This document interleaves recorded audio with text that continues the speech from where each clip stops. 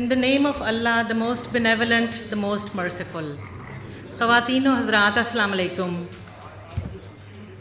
جناب ڈاکٹر شاہد صدیقی صاحب کی نئی کتاب پوٹھوہار خطہ دلربا کی آج کی تقریب رونمائی کی یہ محفل علامہ اقبال اوپن یونیورسٹی کے سینٹر آف ایکسلنس کے زیر اہتمام منعقد کی گئی ہے.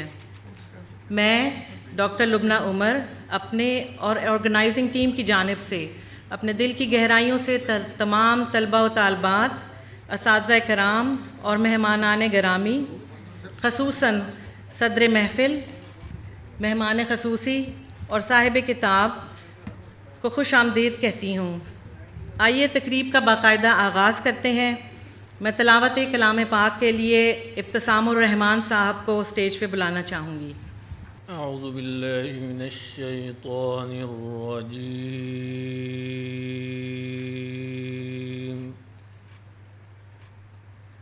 بسم اللہ الرحمن الرحیم.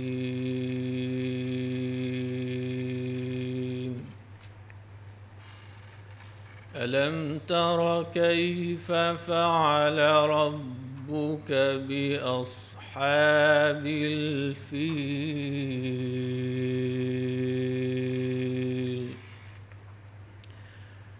ألم يجعل كيدهم في تضليل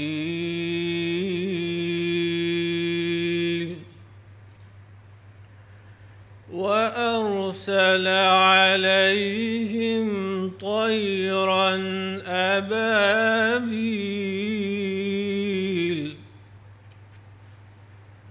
ترميهم بحجارة من سجيل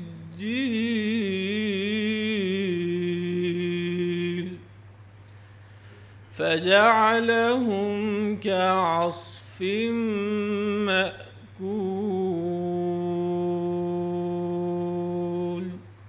صدق اللہ العظیم. خواتین و حضرات، ہمارے ساتھ آج اسٹیج پر موجود ہیں پروفیسر ڈاکٹر ناصر محمود صاحب، ڈین فیکلٹی آف ایجوکیشن. صدر محفل جناب پروفیسر فتح محمد ملک صاحب. مہمان خصوصی جناب افتخار عارف صاحب. صاحب کتاب جناب ڈاکٹر شاہد صدیقی صاحب. سینٹر آف ایکسلنس کے سربراہ جناب محمد رفیق طاہر صاحب. مہمانان اعزاز جناب رؤوف کلاسرا صاحب، جناب ڈاکٹر عبدالعزیز طاہر صاحب، محترمہ ڈاکٹر نجیبہ عارف صاحبہ اور جناب ڈاکٹر شفیق انجم صاحب. آج کا دن ہم سب کے لیے اور خصوصاً مجھ ناچیز کے لیے ایک یادگار اور باعث فخر لمحہ ہے کہ ڈاکٹر شاہد صدیقی صاحب کی کتاب پوٹھوہار خطہ دلربا، جو کہ خواب ہوتے گلی کوچوں اور دلبروں کی کہانیاں ہیں، کی تقریب رونمائی کی اس محفل کی نظامت کا اعزاز ملا. خطہ پوٹھوہار کے راولپنڈی شہر کے یہ راستے، گلی کوچے، مسجدیں، قلعے، حویلیاں اور بازار ہم میں سے کسی کے لیے اجنبی نہ ہیں، لیکن انہی حقیقتوں کو مصنف نے کس زاویے سے دیکھا، پرکھا اور محسوس کیا. یہ انہی کا کمال ہے کہ نظر تو سب کی ہے، مگر بقول شاعر اے اہل نظر ذوق نظر خوب ہے لیکن، اے اہل نظر ذوق نظر خوب ہے لیکن، جو شے کی حقیقت کو نہ دیکھے وہ نظر کیا. اور نظر ایسی کہ خطہ پوٹھوہار کے نشیب و فراز اور سحر انگیز فضاؤں کے پس پردہ جو تاریخ پنہا ہے، اس کی حقیقت نہ صرف دیکھی بلکہ ہم تک بھی اس خوبصورتی کے ساتھ پہنچانے کا سہرا صرف ڈاکٹر شاہد صدیقی کے حصے میں آیا، جو اس کتاب کو محض تحریروں کا مجموعہ نہیں بلکہ اس کو راولپنڈی اور پوٹھوہار سے اپنے عشق اور جنون کا احوال گردانتے ہیں.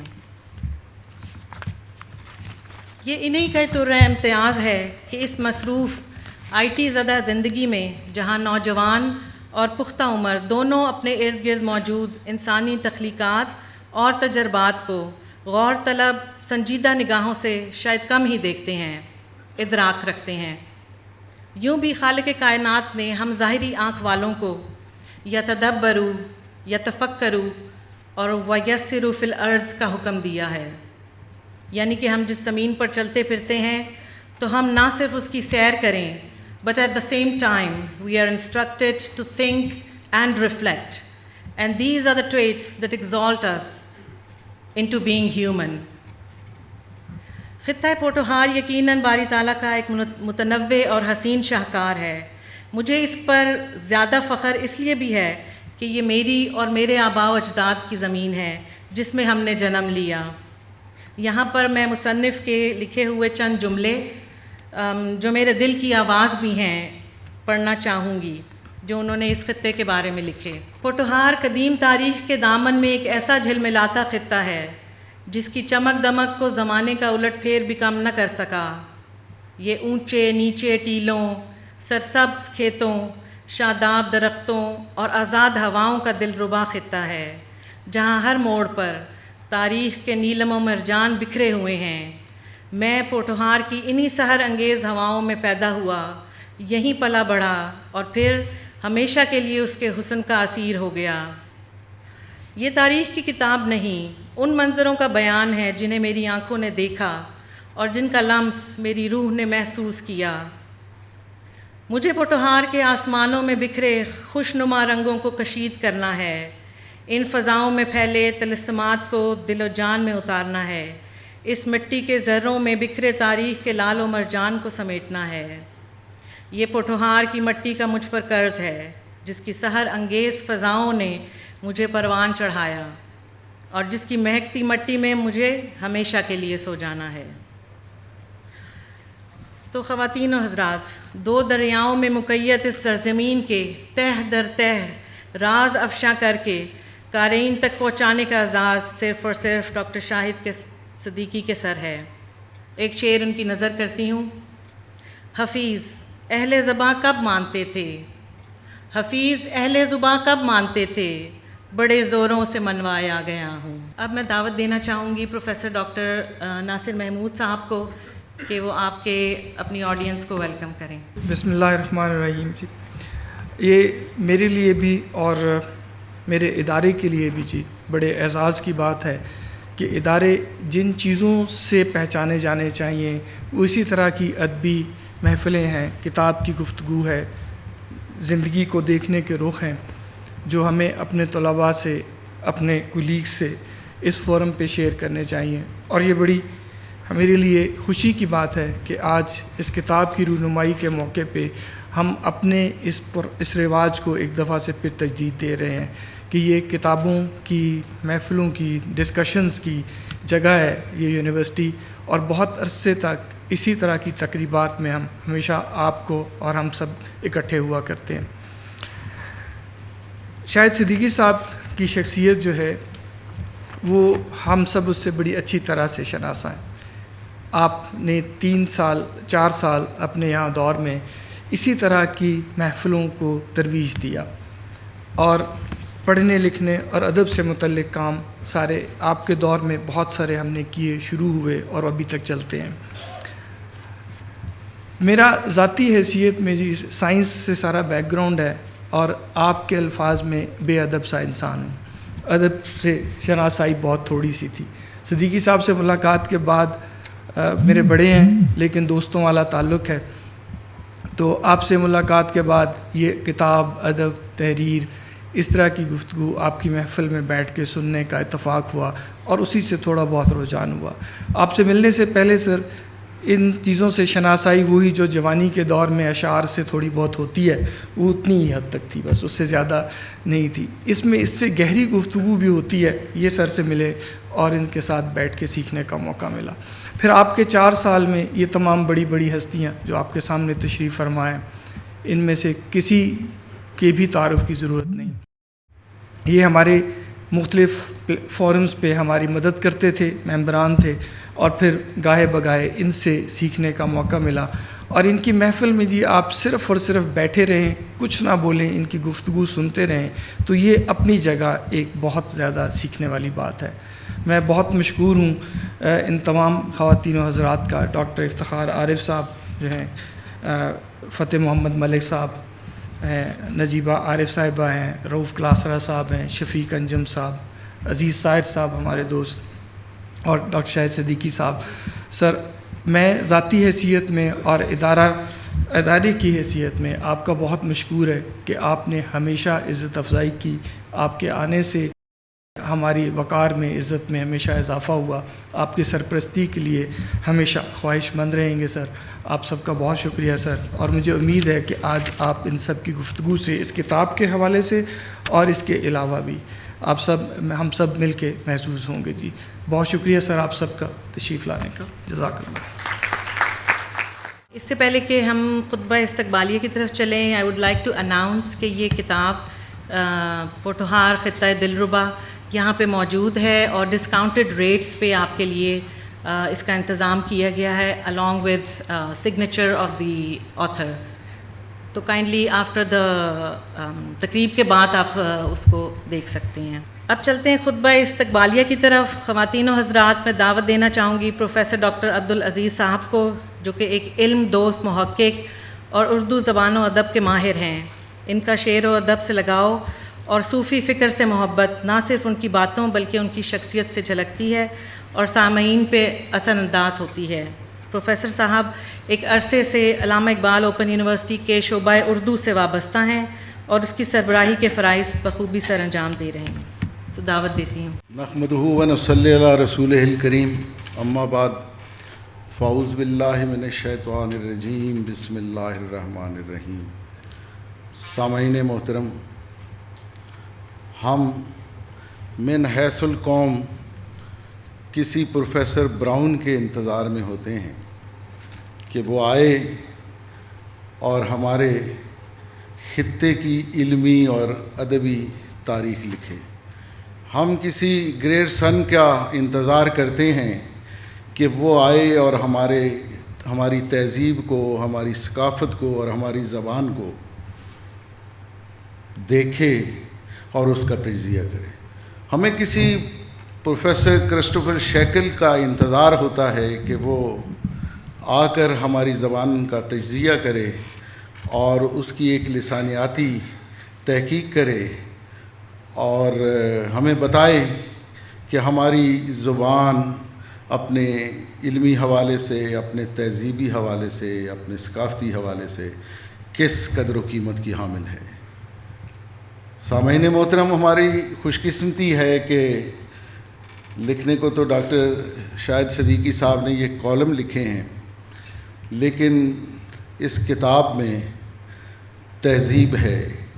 اس کتاب کے اندر ہمارا کلچر موجود ہے، ہمارے صوفیز موجود ہیں، ہمارے موسم موجود ہیں، ہماری آب و ہوائیں ہیں. اس میں ہمارے رنگ اور ہماری خوشبوئیں رقص گناہ ہیں. اس میں وہ سب کچھ ہے جسے دیکھنے کے لیے پتہ نہیں ہمارا کوئی نفسیاتی ایک مسئلہ اور معاملہ ہے کہ ہم باہر کی تاریخ کو اور باہر کے لوگوں کو اور باہر کی زبانوں کو جاننے کا زیادہ کریز جو ہے وہ ہمارے اندر موجود ہوتا ہے. لیکن ہم اپنے خطے کو، ہم اپنے خطے کے لوگوں کو، ہم اپنے خطے کے کلچر اور اس کی تہذیب و ثقافت کو اس طرح سے اجالتے نہیں ہیں. ہمیں مولانا روم سے بہت محبت ہے اور مثنوی مولانا روم صدیوں سے ہماری علمی، ہمارے روحانی اور ہماری تہذیبی زندگی کا ایک بہت بنیادی حصہ رہی ہے. لیکن ہم اپنے پوٹوار کے رومی سے اس طرح آگاہ نہیں ہیں.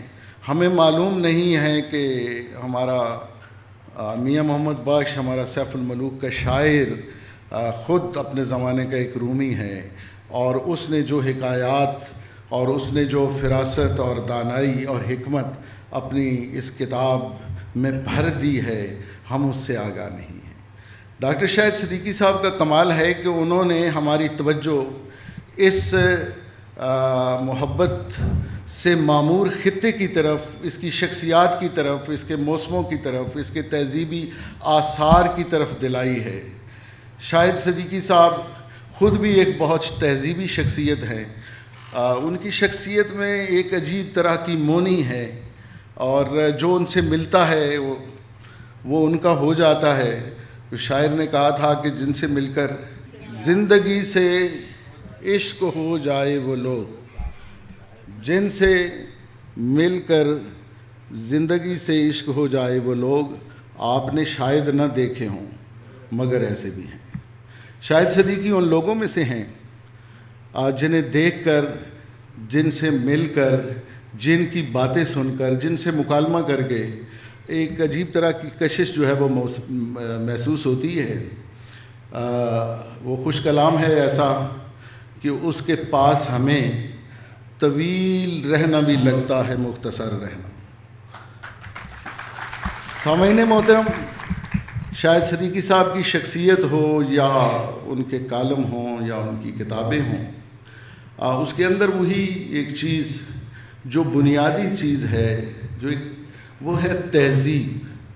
اور تہذیب جو ہے وہ ان کی شخصیت کا ایک بانکپن بھی ہے، ایک نکھار بھی ہے، اور وہی چیز ان کی تحریروں میں، ان کی اسلوب میں ڈھل گئی ہے۔ یہ جو تاثیر ہوتی ہے، یہ جو کلام میں شعر بہت لوگ کہتے ہیں، نثر بہت لوگ لکھتے ہیں، کالم لکھنے والے بہت ہیں، لیکن ہم بہت تھوڑے لوگوں کو اپنے دل کے قریب محسوس کرتے ہیں۔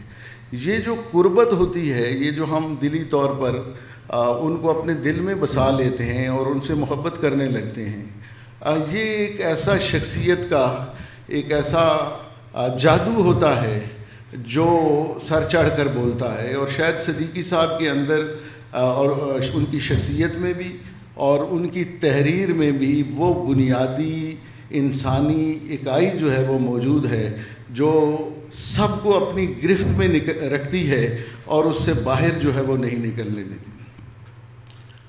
اس کتاب میں بہت کچھ ہے۔ یہ تاریخ کی کتاب نہیں ہے، یہ تہذیبی زندگی پر لکھی ہوئی کتاب نہیں ہے، یہ صرف کلچر پر لکھی ہوئی کتاب نہیں ہے، یہ کوئی صرف شخصیات کا تذکرہ نہیں ہے، لیکن یہ سارے رنگ اس کتاب کے اندر موجود ہیں۔ اس میں شخصیات بھی ہیں، بہت محبوب شخصیات ہیں اس کے اندر، اور بہت سارے آثار ہیں اس کے اندر، اور بہت محبوب آثار ہیں۔ اس میں بہت سارے تاریخی عمارات کا تذکرہ ہے، اور وہ تاریخی عمارات ہمارے ماضی کے ساتھ جڑی ہوئی ہیں، اور جو قوم اپنے ماضی کے ساتھ جڑی ہوتی ہے اس کا مستقبل جو ہوتا ہے وہ بہت روشن ہوتا ہے، بہت تابناک ہوتا ہے۔ اس کتاب کے اندر مختلف اصناف کی خوشبو رچی بسی ہے، اور یہ کتاب ایک ایسی کتاب ہے کہ جس میں شعر کی، یعنی یہ نثر کی کتاب ہے، لیکن اس میں شعر کا وہ ذائقہ بھی موجود ہے، اور اس کے اندر نثر کے جو خوبصورت عناصر ہوتے ہیں وہ بھی موجود ہیں۔ اب میں ڈاکٹر صاحب کی اسلوب پر غور کر رہا تھا کہ بہت ادب کے ساتھ اس طرح سے، اور خاص طور پر اردو ادب کے ساتھ اس طرح سے وابستہ نہ ہونے کی وجہ سے ان کی نثر ایک صاحب طرز نثر نگار کی نثر جو ہے وہ دکھائی دے رہی ہے۔ تو کیا اسلوب اتنا شاندار ڈھالنے میں ڈاکٹر صاحب کس طرح سے کامیاب ہوئے ہیں، میں اس پر غور کر رہا تھا تو مجھے چاثر کی کینٹربری ٹیلز یاد آئیں کہ وہ ایک سرائے ہے، اور اس میں مختلف مسافر آتے ہیں جو ایک اپنے روحانی سفر پر جا رہے ہوتے ہیں، تو وہ باہم وہاں جو گفتگویں ہوتی ہیں ان کی، تو اس سے اس نے ایک رنگ اور ایک خوشبو کشید کی اور یہ کتاب لکھی۔ ڈاکٹر صاحب بھی کی طبیعت کے اندر بھی ایک وہ صوفیانہ آہنگ موجود ہے۔ وہ کبھی خانقاہ میں، کبھی کسی ڈھابے پر، کبھی کسی ہوٹل میں، کبھی کسی سرائے میں، کبھی کسی چوک اور کبھی کسی کلی کے اندر موجود ہوتے ہیں، اور وہاں ان کا کلام اور ان کا مکالمہ عوام کے ساتھ ہوتا ہے۔ اور یہ جو عوامی مشاہدہ ہے ڈاکٹر صاحب کا، جو تجربہ ہے ڈاکٹر صاحب کا، اس نے رنگ رس وہاں سے کشید کیا ہے۔ ان کے جملوں کے اندر، ان کے فکروں کے اندر جو ایک رانائی اور زیبائی موجود ہے۔ وہ میر نے کہا تھا کہ میرا کلام وہ پڑھے، میر تقی میر نے، جسے جامع مسجد کی سیڑھیوں پر بیٹھنے کا موقع میسر آیا ہو، اور جسے معلوم ہو کہ جامع مسجد کی سیڑھیاں کتنی ہیں۔ اور کہا تھا کہ شعر میرے ہیں گو خواص پسند، پر میری گفتگو عوام سے ہے۔ جامع مسجد دہلی کی سیڑھیاں گننے اور اس پر بیٹھ جانے سے میر سمجھ نہیں آتا میر نے جو ایک تہذیب بنائی تھی یا جس تہذیب کی طرف ہماری توجہ مبذول کرانا چاہتا تھا، وہ یہ تھا کہ جامع مسجد کے سامنے لال قلعہ بھی موجود ہے، اور لال قلعے اور جامع مسجد کے درمیان جو مسلم تہذیب کا ماضی اور اس کا حال موجود ہے، اسی سے کہیں مستقبل کی روشنیاں جو ہیں وہ طلوع ہوں گی۔ تو ڈاکٹر صاحب کے ہاں وہ جو ایک عوامی مشاہدہ ہے وہ بے پناہ ہے، اور اس مشاہدے کے اندر وہ فقیرانہ رویے بھی ہوتے ہیں، اس کے اندر ایک سرمستی بھی موجود ہوتی ہے۔ یہ ساری چیزیں مل ملا کر ایک ایسے اسلوب کی تشکیل کرتی ہیں جو پڑھنے والے کو اور سننے والے کو اپنی گرفت میں رکھتا ہے اور اس سے باہر نہیں جانے دیتا۔ ڈاکٹر صاحب سے میں آخر میں ایک سفارش بھی کروں گا کہ یہ ایک کتاب ہے اور یہ کافی نہیں ہے، ایسی 2 کتابیں اور ہونی چاہیے تاکہ خطۂ پوٹھوار کی جن خطوط پر آپ نے یہ کام آغاز کیا ہے وہ مکمل ہو سکے۔ میں جب کتاب پڑھ رہا تھا اور جہاں انہوں نے شاعروں کا ذکر کیا تو میں نے کہا کہ پہلی جلد میں ایک ایسے شاعر کا ذکر ہونا چاہیے تھا جو یہاں پنڈی کے ایک گاؤں دھمیال کا رہنے والا تھا، اور اس نے صرف ایک ہی کتاب لکھی تھی ساوے پتر، اور موہن سنگھ اس کا نام تھا، اور رب گنجل دار بجارت رب گورکھ دھندا کھولن لگیاں پیچ اس دے کافر ہو جائے بندہ، کافر ہونو ڈر کے جیویں تے کھوجوں مول نہ کھنجی لائی لگ مومن دے کولوں کھوجی کافر چنگا۔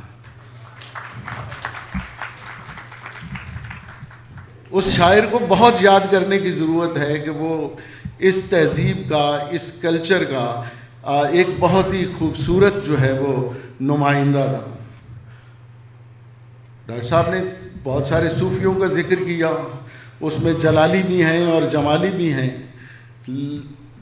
ہمارے اس خطۂ پوٹھوار کے اندر ایک خاص اسلوب ہے جس پر ضرور کالم ہونا چاہیے اور جس پر ڈاکٹر صاحب ہی لکھ سکتے ہیں۔ ڈاکٹر صاحب کا جو موجز نگار قلم ہے وہ اس پر رنگینیاں اور رعنائیاں جو ہے وہ پیش کر سکتا ہے۔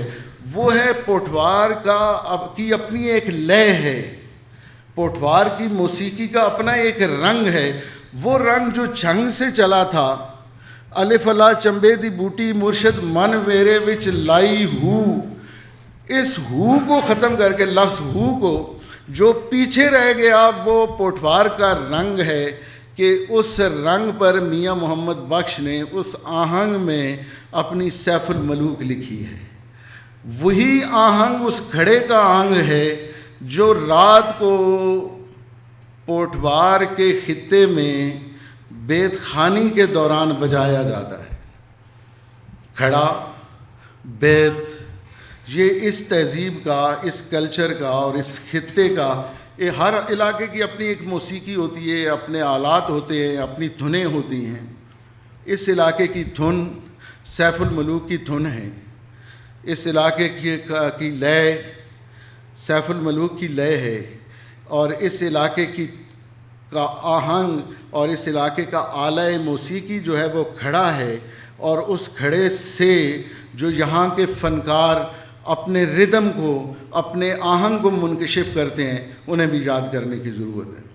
یہ آہنگ اتنی، اس کی لے اتنی زبردست ہے کہ وہ مختلف زمانوں میں سفر کرتی رہی ہے۔ جو چک عبد الخالق کے سید ضمیر جعفری نے جو سیف الملوک کے کچھ حصوں کا اردو ترجمہ کیا ہے، انہوں نے میاں محمد بخش کی جو عرفانی روح ہے اس کو بھی محفوظ کیا ہے اپنے ترجمے میں، لیکن سب سے بڑا تجربہ اور سب سے بڑا کمال جو ترجمہ نگار نے کیا ہے وہ اس آہنگ کو محفوظ رکھنے کا ہے۔ وہ اسی لے میں ترجمہ کیا گیا ہے جو میاں محمد بخش کا کی لے ہے اور جو اس خاص علاقے سے متعلق ہے۔ ڈاکٹر صاحب نے اپنے مجاہدوں کو بھی اس میں یاد کیا، حریت پسند لوگوں کو بھی یاد کیا۔ چونکہ میں سفارش کر رہا ہوں تو سفارش کرتے ہوئے میں توجہ دلاؤں گا کہ مری کے باغ شہیداں اور چنار کالج میں جہاں انہیں توپ دم کیا گیا اس کو بھی اپنے پیش نظر رکھیں، اور احاطہ نور خان وہاں ایک جگہ ہے، اور دھوبی گھاٹ کے قبرستان میں بھی بہت سارے لوگ آسودہ خاک ہیں جن سے حریت کی روشنی پھوٹتی رہتی ہے۔ انہوں نے بابا فضل کلیامی کا ذکر کیا، اب انہیں باغاں اور بری امام کے بزرگوں کا اور فقیروں کا ذکر بھی کرنا چاہیے، اور ان کے ساتھ ساتھ آج سکھ متراں دی ودھیری ہے، کیوں دلڑی اداس گھنیری ہے، لوں لوں وچ شوق چنگیری ہے، اج نینا لائیاں کیوں جھڑیاں، کتھے میر علی کتھے تیری ثنا، گستاخ اکھیں کتھے جاڑیاں، کہ شاعر پیر میر علی شاہ اور ان کی خانقاہ کا ذکر بھی ہونا چاہیے کہ یہ دو محافظ جو مشرق اور مغرب میں اسلام آباد کے موجود ہیں، اور میر علی شاہ کی یہ جو نعت ہے یہ بھی اسی بنیادی لے کا حصہ ہے جسے خاص آہنگ میں گایا جاتا ہے۔ اسے برِ صغیر کے بڑے فنکاروں نے گایا ہے، اور اس کی اپنی ایک خاص لے اور اس کا ایک آہنگ اور اس کی اپنا ایک ردھم اور اس کی اپنی راگنیاں ہیں۔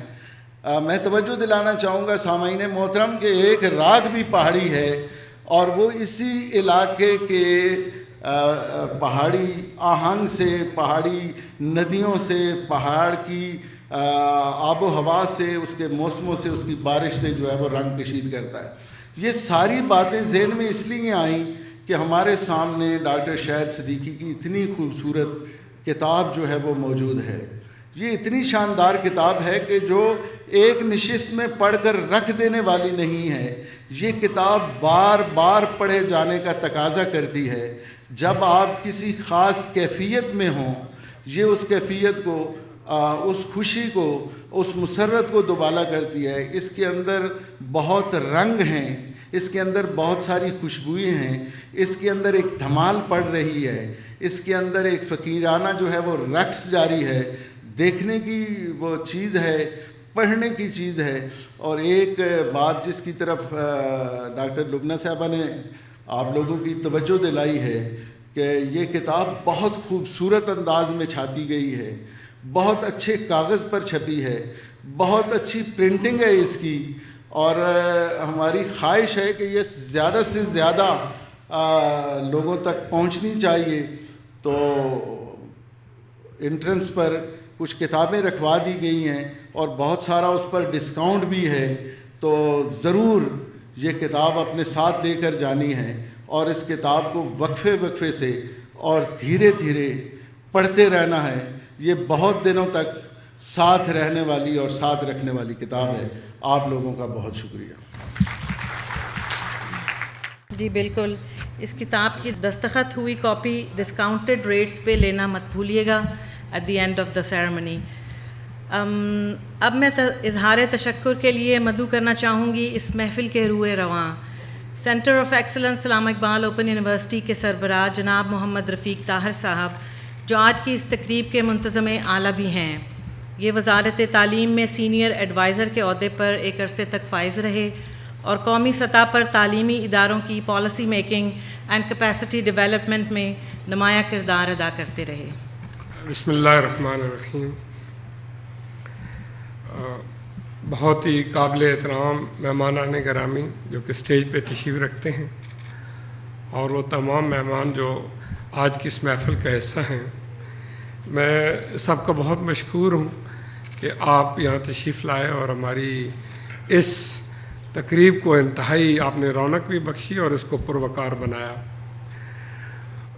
جو ہمارے مہمان اسٹیج پہ بیٹھے ہیں، ہر ایک کی تمنا ہے کہ وہ ان کو سنیں، اور میرے جیسا بندہ جس کا ان ساری چیزوں سے بہت کم تعلق رہا اور ساری زندگی تعلیم اور تربیت میں تو رہا، لیکن زیادہ کام ایڈمنسٹریشن کا کیا۔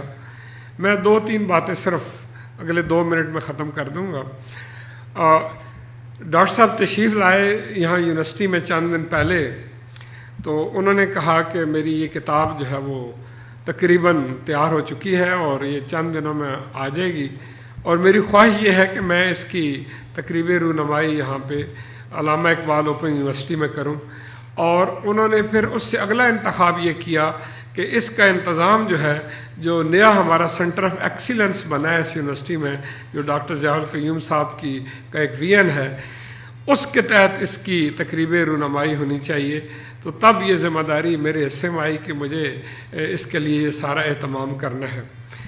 میں اس کتاب کے بارے میں بہت زیادہ باتیں، لیکن میں نے کیونکہ 2 چھٹیاں تھیں تو مجھے پڑھنے کا موقع ملا، اور میں خود کیونکہ اسی ایریا کا باسی ہوں، یہاں کا رہنے والا ہوں، تو مجھے ایسے لگ رہا تھا کہ آپ جب اس کتاب کو پڑھنا شروع کرتے ہیں تو ایک سیر پہ آپ نکلتے ہیں، آپ کا ایک ٹور ہے۔ جس طرح آپ کبھی کبھار ناردن ایریا اور فلاں جگہ جا رہے ہوتے ہیں تو چیزیں آپ کے سامنے، منظر آپ کے سامنے گزر رہے ہوتے ہیں، تو ایک جو چیپٹر تھا وہ ایسے لگ رہا تھا کہ آپ کو پورے پٹھوار کے اندر وہ آپ کو گھما رہا ہے، کبھی ایک منزل پہ لے جاتا ہے، اس کو دکھاتا ہے، کبھی لال حویلی کی طرف بات ہوتی ہے، کبھی عسکر مال کالج کی بات ہو رہی ہوتی ہے، کبھی آپ لال کرتی جا پہنچتے ہیں، حتیٰ کہ تمام جگہوں پہ۔ اور مجھے ایک بات کی خوشی ہوئی، ڈاکٹر یہاں سمینہ عوان بھی بیٹھی ہیں، ہماری ایک چیئر ہے سینٹر آف ایکسیلنس کی، ڈائلاگ ود ہسٹری، اور انعام شیخ صاحب آپ اس کو ہیڈ کر رہے ہیں۔ اس ڈائلاگ ود ہسٹری کے بنیادی مقاصد میں یہ ایک چیز تھی کہ وہ چیزیں جمع کی جائیں، ان چیزوں کو پریزرو کیا جائے جو کہ آج سے بعد میں آنے والی نسلوں کے لیے شاید اس کسی شکل میں اویلیبل نہ ہوں۔ تو یہ وہ کتاب ہے کہ میں ان 2 دنوں کے اندر، میرے ایک بڑا بیٹا جو انجینئر ہے، میں نے اس کو دی، اس نے بھی دیکھی، اس نے مجھ سے بہت سے سوال کیے، اور میں خود حیران تھا کہ میرے بیٹے کو پنڈی کے ان جگہوں کے بارے میں کوئی علم ہی کوئی نہیں ہے، کہ وہ بس ٹھیک ہے انہوں نے پڑھا، انجینئر بن گئے، سارا کچھ، لیکن وہ جگہیں جو ان کے باپ نے دیکھی تھی یا ان کے دادا نے پنڈی میں رہتے ہوئے دیکھی تھی، یا ہمارا آبائی علاقہ چکوال وہ بھی پٹھوار کا ایک حصہ ہے، وہاں جو دیکھی تھی، شاید وہ چیزیں اب ان کے نالج میں اور کہیں تھی بھی نہیں۔ یہ پہلی کتاب ہے کہ جو ان کو اب محفوظ کرتی ان ساری چیزوں کو۔ اور اگر میں جب پڑھنے کا تھوڑا مجھے بھی شوق ہے تو یہ ایک نشست میں پڑھنے والی کتاب ہے، اور ایسے لگ رہا ہوتا ہے کہ آپ 50 سال پیچھے چلے جاتے ہیں، اور وہ پنڈی کے مناظر جو کہ ابھی موجود نہیں ہیں، اب تو ہمیں کچھ اور چیزیں نظر آتی ہیں، اس طرح کے مناظر نہیں، وہ پنڈی آپ کے سامنے، وہ پٹھوار آپ کے سامنے آ جاتا ہے۔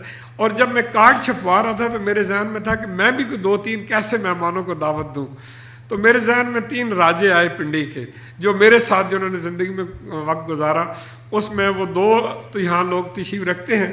ایک راجہ عبدالحفیظ ہے، یہ میرے ساتھ بہت لمبا عرصہ ہم تعلیم میں اکٹھے رہے، ڈی جی، ڈائریکٹر اور ان ساری پوزیشنوں میں منسٹری میں جب ہم رہے تو راجہ صاحب کا تعلق یہ ہے کہ جو آج کی ہائر ایجوکیشن کمیشن ہے، یہ ان کا گاؤں تھا چک جابو، تو اس لیے ہم کئی دفعہ وہاں جایا کرتے تھے۔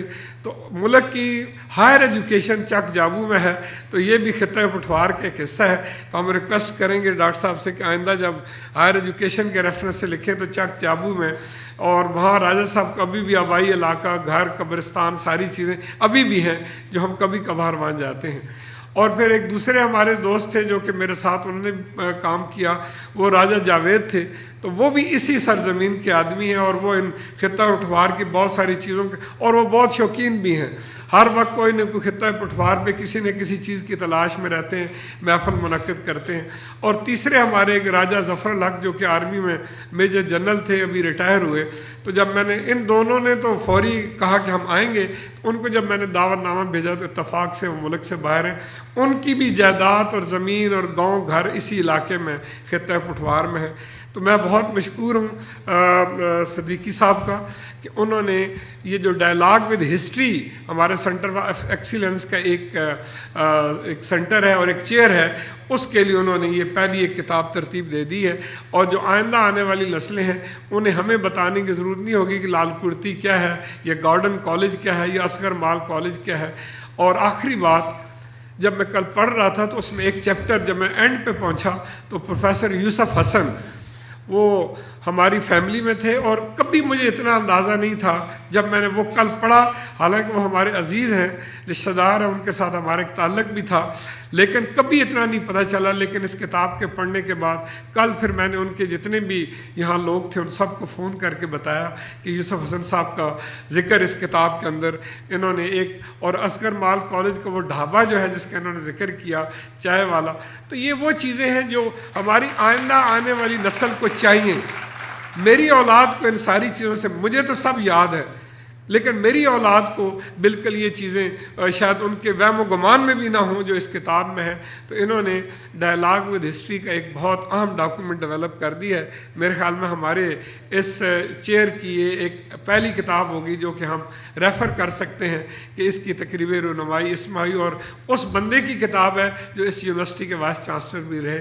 ضیاء القیوم صاحب نے، ان کی بہت خواہش تھی کہ میں بھی، لیکن ان کا بہت پہلے سے پروگرام تھا جو ملک سے باہر جانے کا، اس وجہ سے وہ نہیں، تو انہوں نے مجھے جاتے ہوئے بھی اور وہاں سے بھی کہا کہ میری طرف سے بھی جناب صدیقی صاحب کا اور یہ جو اتنے پروقار لوگ آپ کے سامنے بیٹھے ہیں ان کا شکریہ ادا کریں۔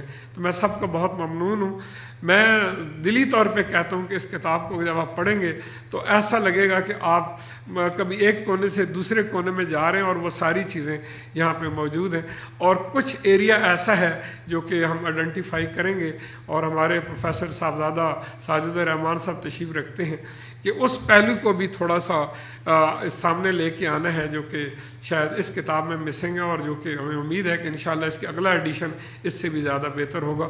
میں ان تمام مہمانوں کا بہت مشکور ہوں، اور جو تمام آڈینس میں بھی موجود ہیں، اور خاص کر یہ ہمارے نوجوان بچے جو اس تشریف لائے ہیں ان سب کا میں بہت مشکور ہوں کہ وہ آج کی ہماری اس تقریب کو انہوں نے پر رونق اور پروقار بنایا۔ بہت شکریہ آپ کا۔ اور اب اظہار خیال کے لیے میں بلانا چاہوں گی ڈاکٹر محمد شفیق انجم صاحب کو، اردو زبان و ادب کے ماہر، تقریباً 2 دہائیوں سے درس و تدریس سے وابستہ، نمل کے شعبہ اردو میں ایسوسیٹ پروفیسر کے فرائض سر انجام دے رہے ہیں۔ بسم اللہ الرحمن الرحیم۔ اساتذہ کرام تشریف فرما ہیں، اور یہ میرے لیے عزت اور اعزاز کی بات ہے کہ میں اس کتاب کے حوالے سے مبارکباد پیش کرنے کے لیے یہاں موجود ہوں۔ کوئی تنقیدی بیانیہ نہیں، کوئی تجزیہ نہیں، بلکہ کچھ ایسی باتیں ہیں کہ جو کہ ایک قاری کی حیثیت سے میرے ذہن میں ہیں، اور میں ضرور چاہوں گا اساتذہ کی اجازت سے کہ وہ میں آپ سے شیئر کروں۔ یہ کتاب ہم کیوں پڑھیں، اور شاہد صدیقی صاحب نے جو لکھا ہے وہ ہمارے لیے کتنا مفید ہے، اور ہم اس سے کیا حاصل کر سکتے ہیں۔ تو یہ سوال بنیادی اور ضروری سوال ہے۔ جب ہم سب آپ کو آپ سے یہ خواہش کر رہے ہیں کہ آپ یہ کتاب ضرور پڑھیں، تو آپ کے ذہن میں یہ سوال ضرور آئے گا کہ کیوں پڑھیں۔ تو ابھی جو ڈاکٹر صاحبہ نے، جو ڈاکٹر لبنہ صاحبہ، انہوں نے جو ذکر کیا کہ ہمیں اشیاء کے باطن کی طرف لے کے جاتے ہیں۔ ڈاکٹر صاحب نے خود بھی لکھا ہے کہ چیزیں اہم نہیں ہیں، بلکہ چیزوں کا باطن اہم ہے، اور اس کے بارے میں جاننا یہ ضروری ہے۔ ہمیں وجدان کب حاصل ہوتا ہے، آگہی کب حاصل ہوتی ہے، جب ہم اشیاء کے پس منظر میں موجود دنیا کو دیکھنے کی سعی کرتے ہیں، کوشش کرتے ہیں۔ لیکن یہ دنیا عام حالات میں ان آنکھوں سے تو دکھائی دیتی نہیں۔ اس کے لیے آپ کو اپنے اندر کی دنیا کو روشن کرنا پڑتا ہے، اور اپنی آنکھوں کو کچھ اور آنکھیں عطا کرنی پڑتی ہیں۔ مصنف کے حوالے سے میں یہ جانتا ہوں، آپ بھی جب پڑھیں گے تو آپ گواہی دیں گے کہ مصنف نے ہمیں چیزیں نہیں دکھائیں۔ یہ ایک کتاب کا خاص الخاص پہلو ہے۔ بظاہر ایسا چل رہا ہوتا ہے کہ ایک قلعہ ہے، ایک مسجد ہے، ایک حویلی ہے، ایک گھر ہے، ایک سڑک ہے، پھر موڑ آیا ہے، پھر دائیں آپ ہو گئے ہیں، بائیں ہو گئے ہیں، اور جگہ ہیں، لوگ ہیں، لوگوں سے جڑی ہوئی باتیں ہیں۔ بظاہر آپ کو یہ لگے گا کہ ہم یہ کہانی پڑھ رہے ہیں، لیکن اس کہانی کے اندر ایک کہانی ہے۔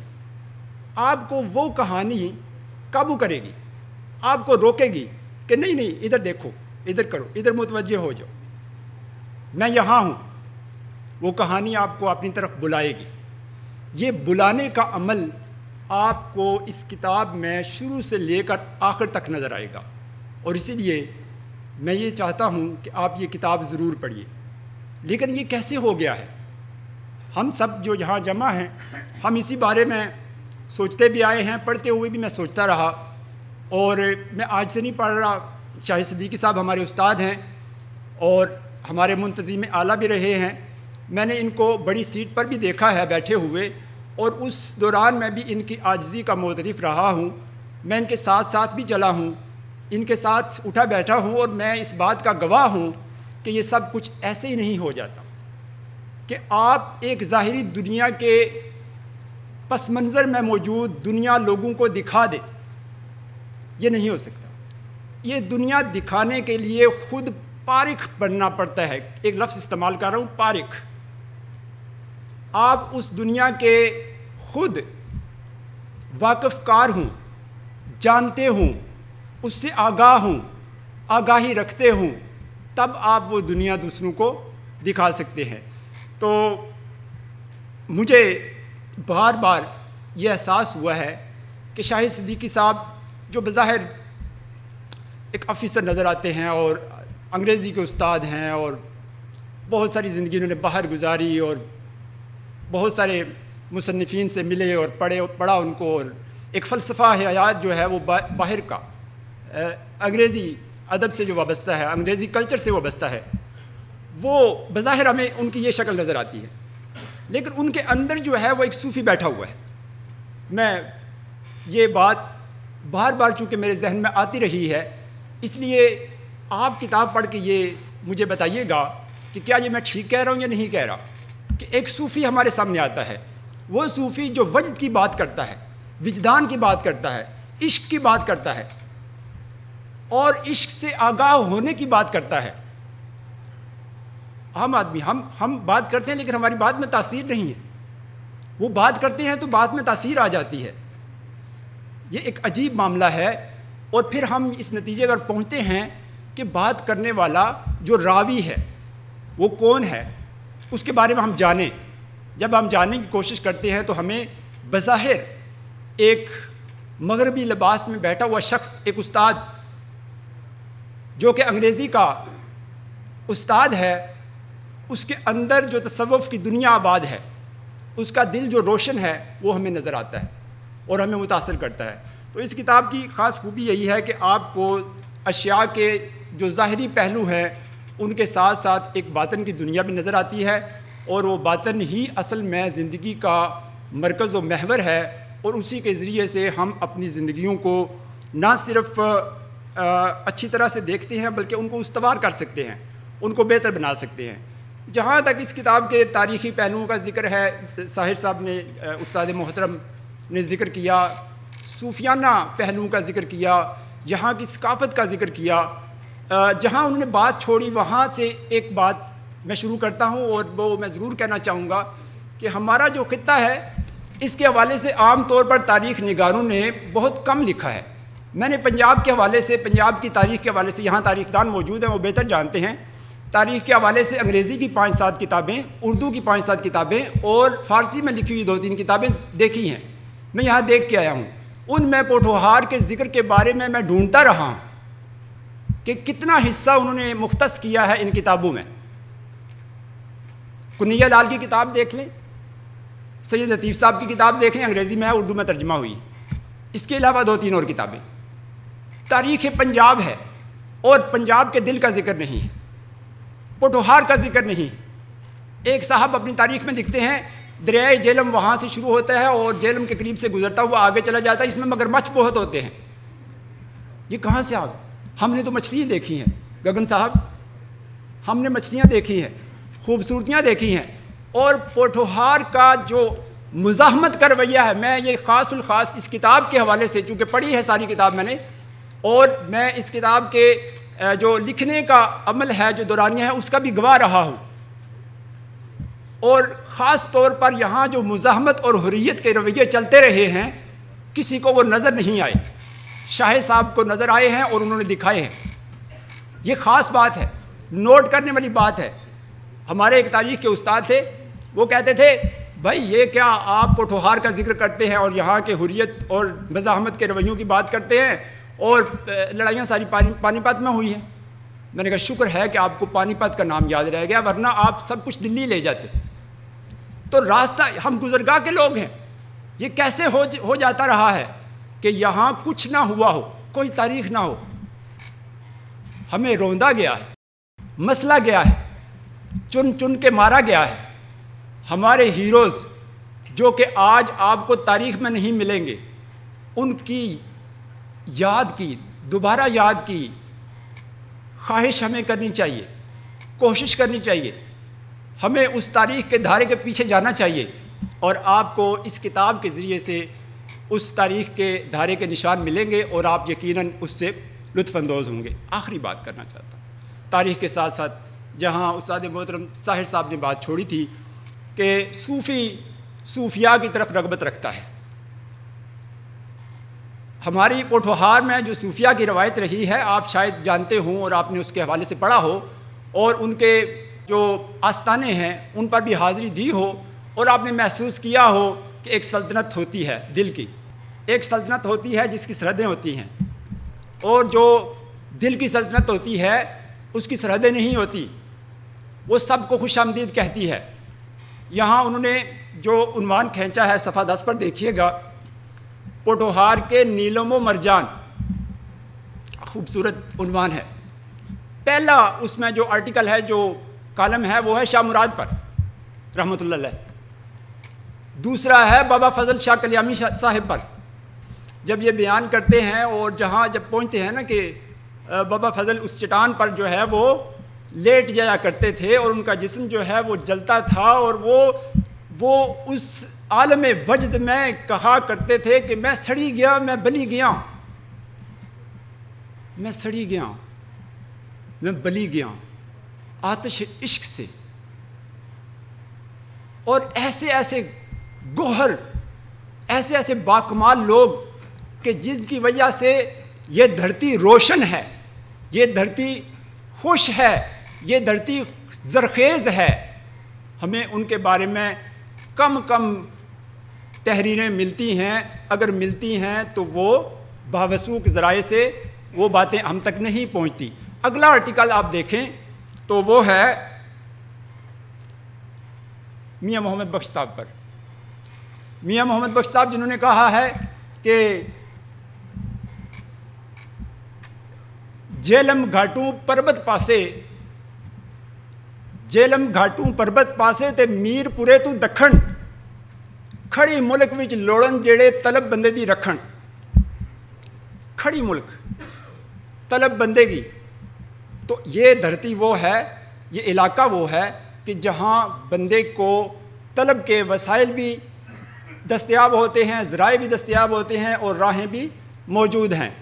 تو آپ ضرور یہ کتاب پڑھیں. وہ پہلا جو سوال کہ آپ یہ سوچیں گے کہ ہم یہ کتاب کیوں پڑھیں, تو یہ ساری باتیں آپ کو اس میں ملیں گی اور آپ ضرور اس سے محظوظ ہوں گے. چونکہ اساتذہ موجود ہیں اور میں زیادہ وقت نہیں لینا چاہتا, بہت ساری باتیں ہیں. اور آخری بات اگر میں کہوں تو وہ یہ ہے کہ دل سے نکلتی ہوئی بات ہی دل پر اثر کرتی ہے. میں یہ کتاب پڑھتے ہوئے سوچتا رہا ہوں کہ وہ کیا جملے ہیں, کیا باتیں ہیں, کون سا انداز ہے کہ جو کہ ہمیں بہت زیادہ اپنی طرف کھینچ لیتا ہے اور ہم اس کے اسیر ہو جاتے ہیں. یہ ایک طلسم ہے, جیسے کلاسر صاحب نے لکھا ہوا ہے کہ شاہ صدیقی صاحب کو پڑھنا ایک نشہ ہے. واقعی نشہ ہے, یہ نشہ سر چڑھ کے بولتا ہے. اور میاں صاحب نے اس کی پھر مجھے رمز سمجھائی ہے, میاں محمد بخش صاحب نے, اور میں انہی کی زبانی آپ تک پہنچاتا ہوں. وہ فرماتے ہیں کہ درد منداں دے سخن محمد دین گواہی حالوں, درد منداں دے سخن محمد دین گواہی حالوں, جس پلے پھل بدے ہومن آوے مشکر معلوم. تو آپ یہ خوشبو محسوس کیجئے, کتاب خرید کے پڑھیے, نہ صرف خریدیے بلکہ دوسروں کو بھی تحفے میں دیجئے. اور مجھے امید ہے کہ آپ بہت خوش ہوں گے, بہت لطف لیں گے, اور آپ کی لائبریری میں, آپ کے گھر کی لائبریری میں اور دوستوں کی لائبریری میں یہ کتاب ضرور موجود ہونی چاہیے. وما علینا. بالکل، یہ کتاب آپ کے پاس ہونی چاہیے، اسی لیے ہم نے اس کو ڈسکاؤنٹڈ ریٹس پہ آپ کے لیے اویلیبل کیا ہوا ہے، تو اپنی کاپی لینا نہ بھولیے گا۔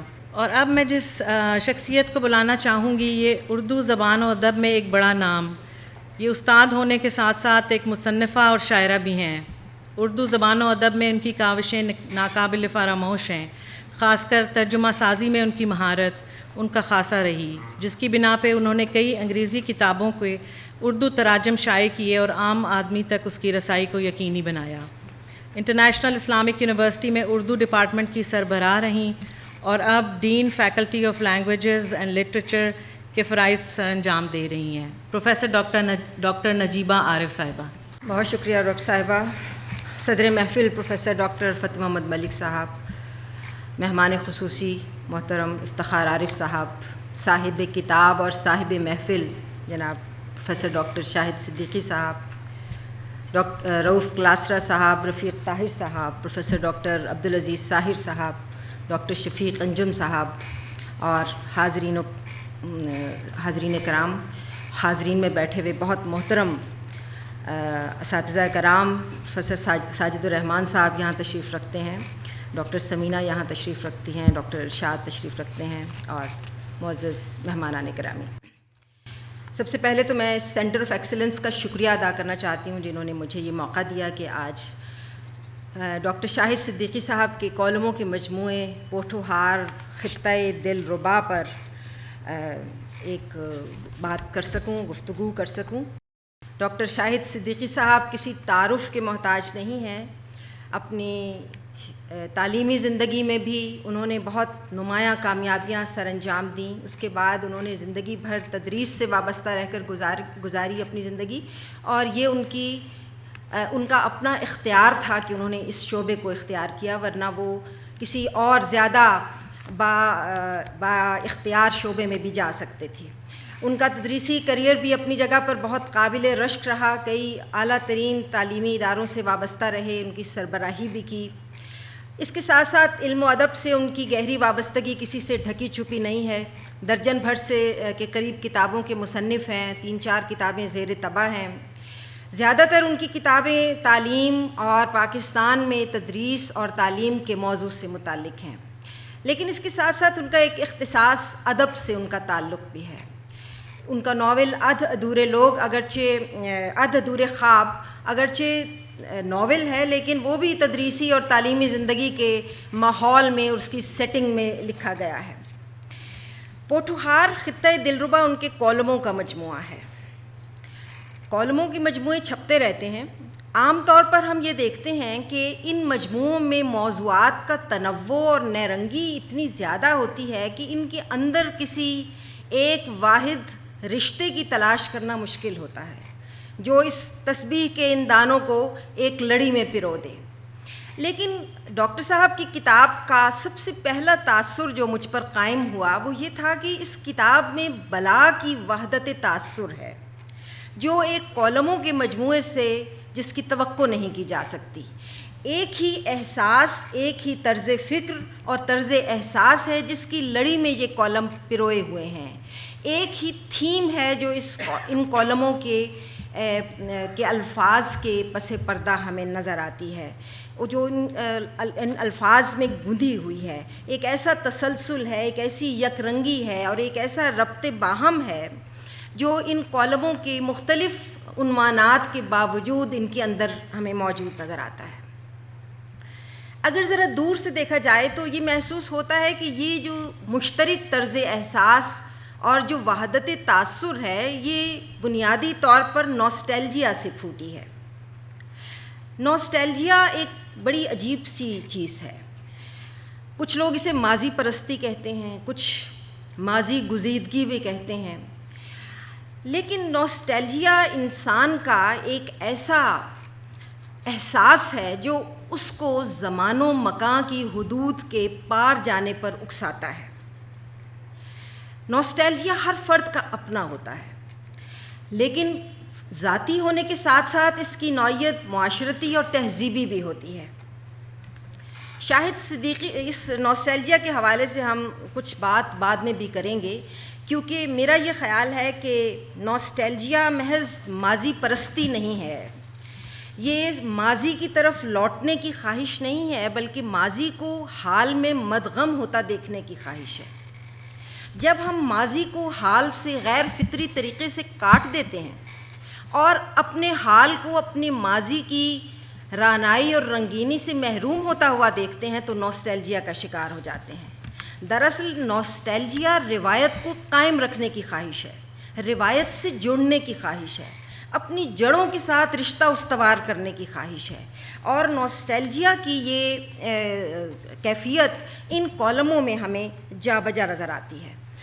اس کی غالباً ایک وجہ یہ ہے کہ شاہد صدیقی صاحب کا تعلق بھی ہماری طرح اس نسل سے ہے جسے جنریشن ایکس کہتے ہیں، اور اس نسل نے اپنی زندگی میں دو دنیاؤں کو ایک دوسرے میں مدغم ہوتا دیکھ رہی ہے۔ ایک وہ دنیا تھی جو ٹیکنالوجی کے اس حیرت انگیز انقلاب سے پہلے موجود تھی ہمارے ارد گرد، جس دنیا میں دھیما پن تھا، ٹھہراؤ تھا، انسانی اقدار پر ایمان تھا، انسان کا انسان پر انحصار تھا، انسانی رشتوں کی حرارت تھی، گداز تھا۔ دیہات میں، شہروں کی زندگیوں میں بھی ایک دھیرج تھا۔ وقت اتنا تیز رفتار نہیں تھا کہ سیلاب کے دھارے کی مانند انسان کو خار و خس کی طرح بہا کر لے جائے۔ مقابلے کی فضا، بقا کی جد و جہد، اور اس جد و جہد میں زندگی کی ہر عمدہ قدر اور ہر عمدہ شے کو رونتے چلے جانے کا رویہ اس پرانی زندگی میں اتنا غالب آتا ہوا محسوس نہیں ہوتا۔ ابھی رؤف کلاسرا صاحب سے اس حوالے سے بات ہو رہی تھی، اتفاق ہے کہ انہوں نے ایک کتاب کا حوالہ دیا جس کا غالباً مفہوم یہ تھا کہ we are living in a better world. یہ ایک ڈیبیٹیبل معاملہ ہے۔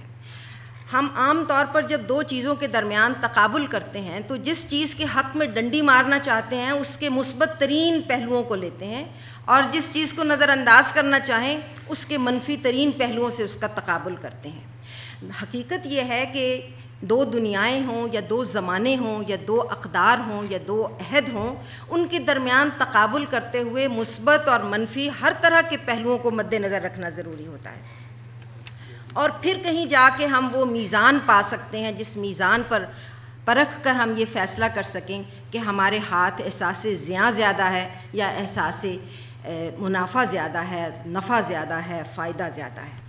شاہد صدیقی صاحب کی جو کتاب ہے اس میں ذاتی نوسٹیلجیا بھی نظر آتا ہے اور عہد کا نوسٹیلجیا بھی نظر آتا ہے۔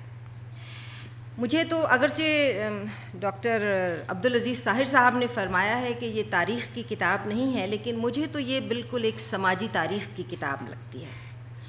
یہ ایک عہد کو، ایک تاریخ کو، زندگی کے ایک اہم اسلوب کو ریکارڈ کرنے کا عمل ہے۔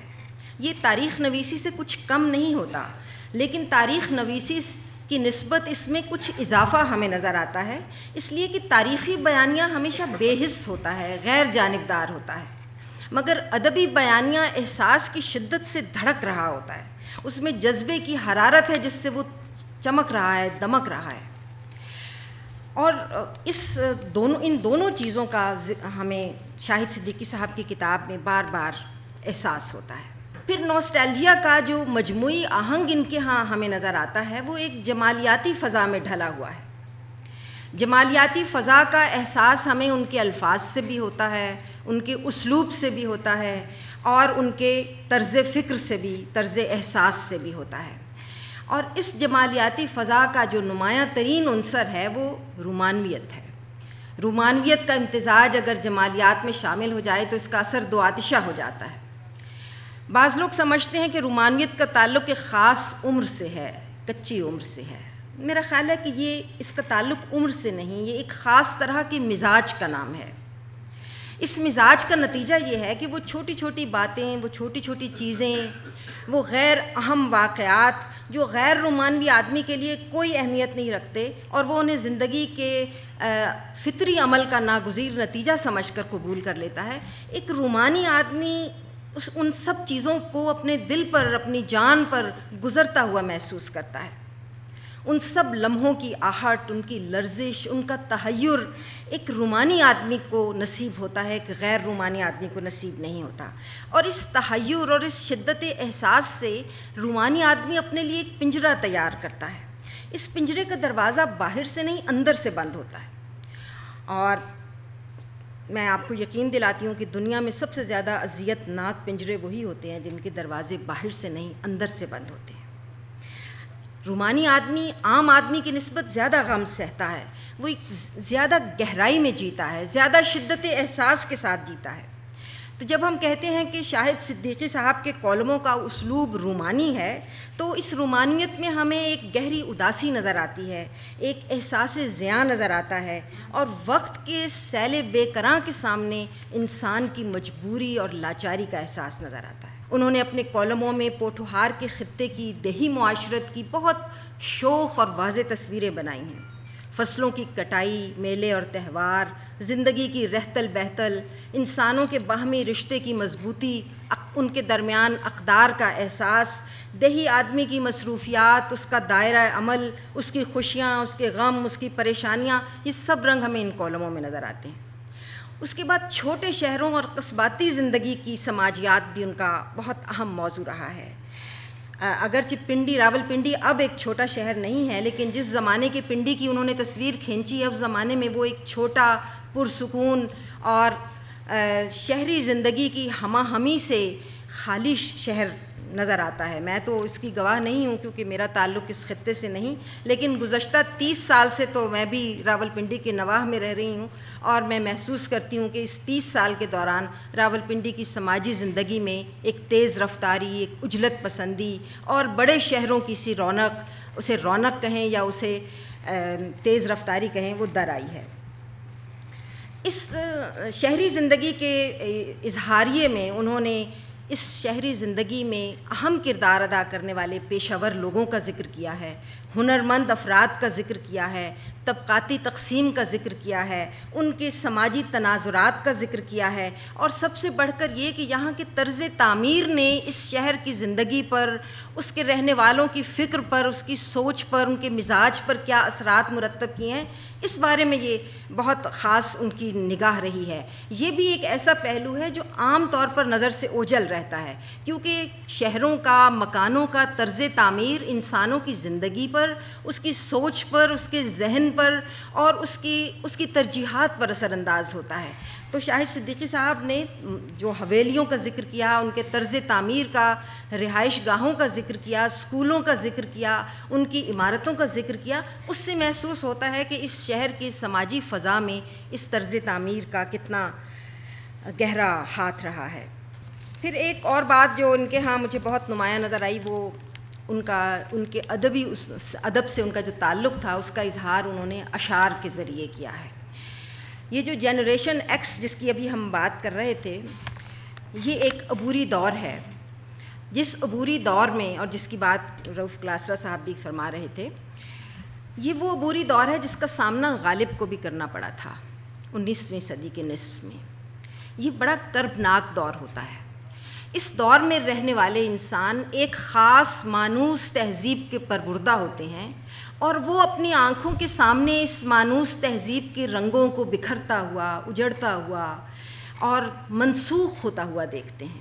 وہ خاص طرز فکر، وہ خاص طرز زندگی جس نے ان کی پرورش کی ہوتی ہے، وہ ان کی آنکھوں کے سامنے بکھر رہا ہوتا ہے، اور ایک ایسا نامانوس طرز زندگی ان کے سامنے آ رہا ہوتا ہے جس سے وہ پہلے سے مانوس نہیں ہوتے، جس کے رطب و یابس سے، جس کے خشک و تر سے، جس کے اچھے اور برے سے، جس کے مثبت اور منفی سے وہ آشنا نہیں ہوتے.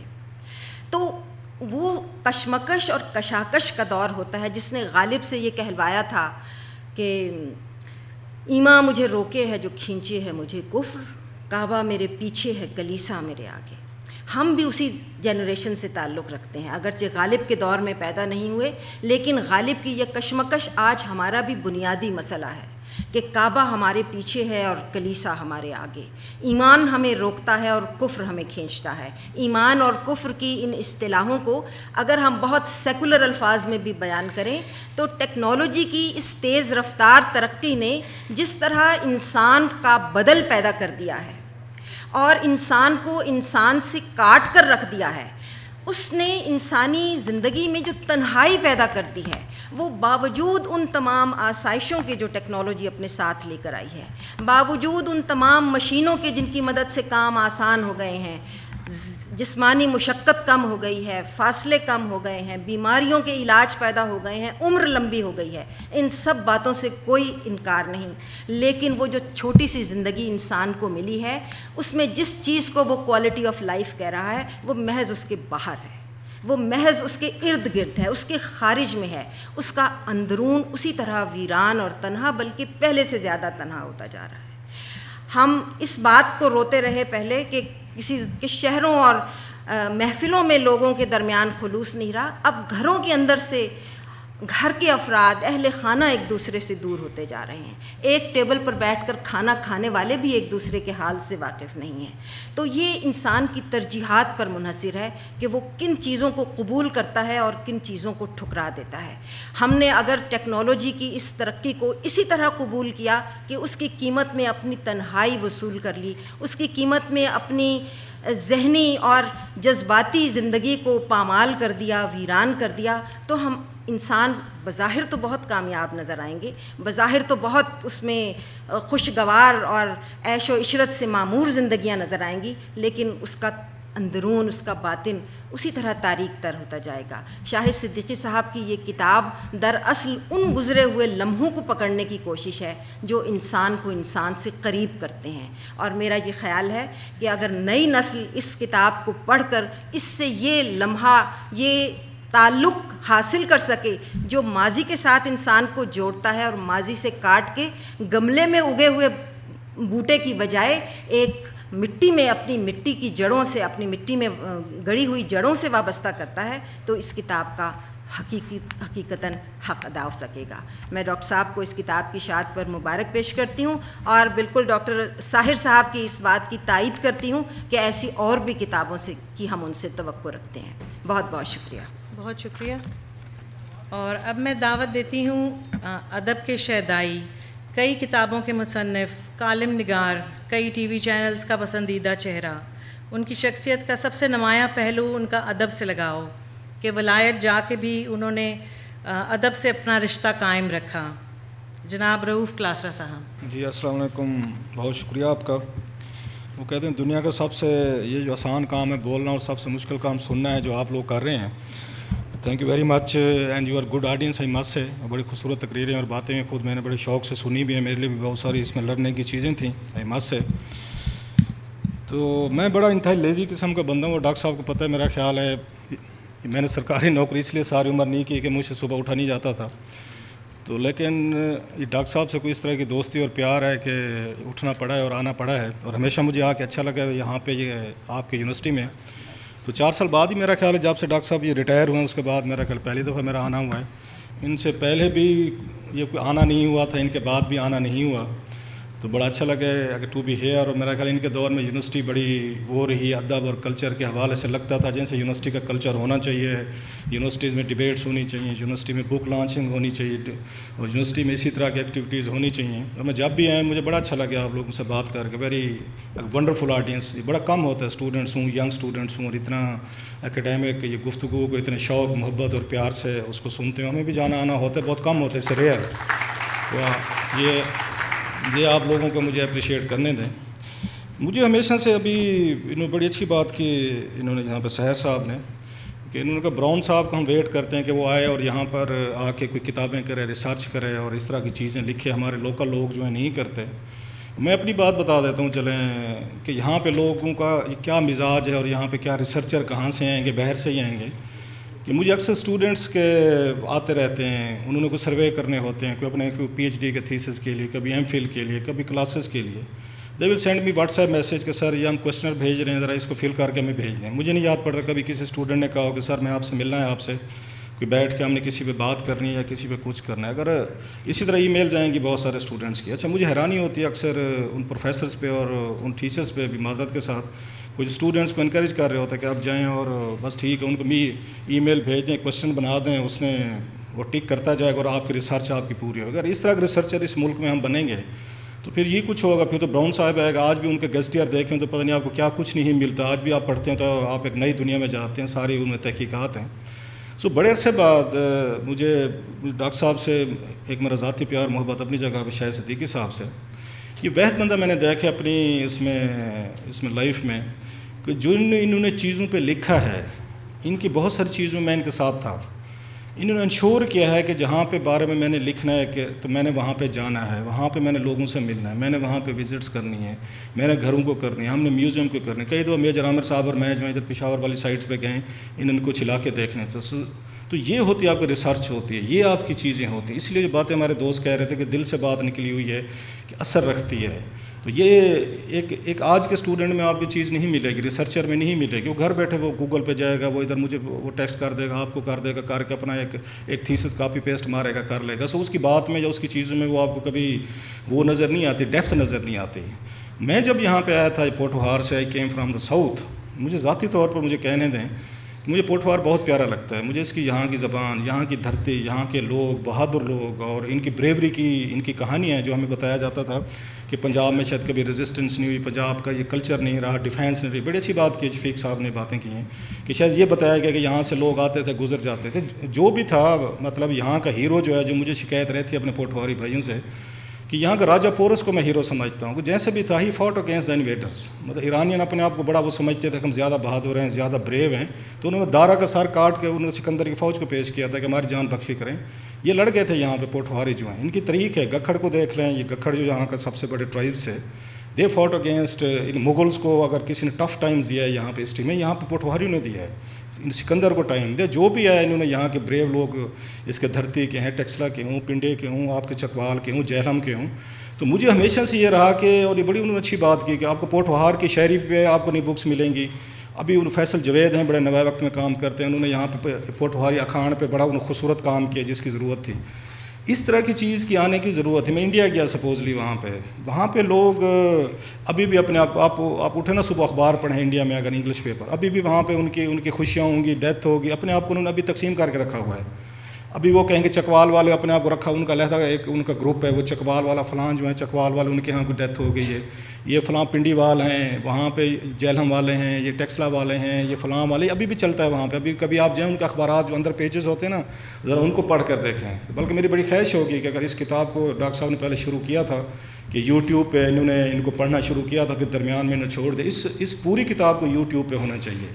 اس کی انڈیا میں آپ لوگ پڑھیں نہ پڑھیں, مجھے نہیں پتا آپ لوگوں کو اس میں سے کتنے آپ اٹھیں گے اور کتاب خریدیں گے یا جا کے مطلب 1000-1200 کا برگر کھا لیں گے لیکن بک نہیں لیں گے. اس کی کوئی ویورشپ ہو سکتی ہے, اس بک کی, اس کی ریڈرشپ ہو سکتی ہے, وش کے اس کو انگلش میں ٹرانسلیٹ کر کے انڈیا سے چھپایا جائے. یہ انڈیا میں یہ کافی ملینز میں چھپے گی, جتنے وہاں پہ یہاں سے آپ کے خطے کے لوگ گئے ہوئے ہیں, اور جتنا وہ اپنا پیار کرتے ہیں یہاں کے پوٹھوہار سے کرتے ہیں, پنڈی سے کرتے ہیں, چکوال, یہ کہوٹا وغیرہ. یہاں پہ کسی دور میں بہت سارے, آئی وش کے, آئی ہوپ کے اس کے بعد ڈاکٹر صاحب مزید کریں گے, لکھیں گے, یہاں پہ بہت سارے ہندوز بھائی تھے ہمارے, سکھ تھے, بہت ساری ڈائیورسٹی تھی یہاں پہ.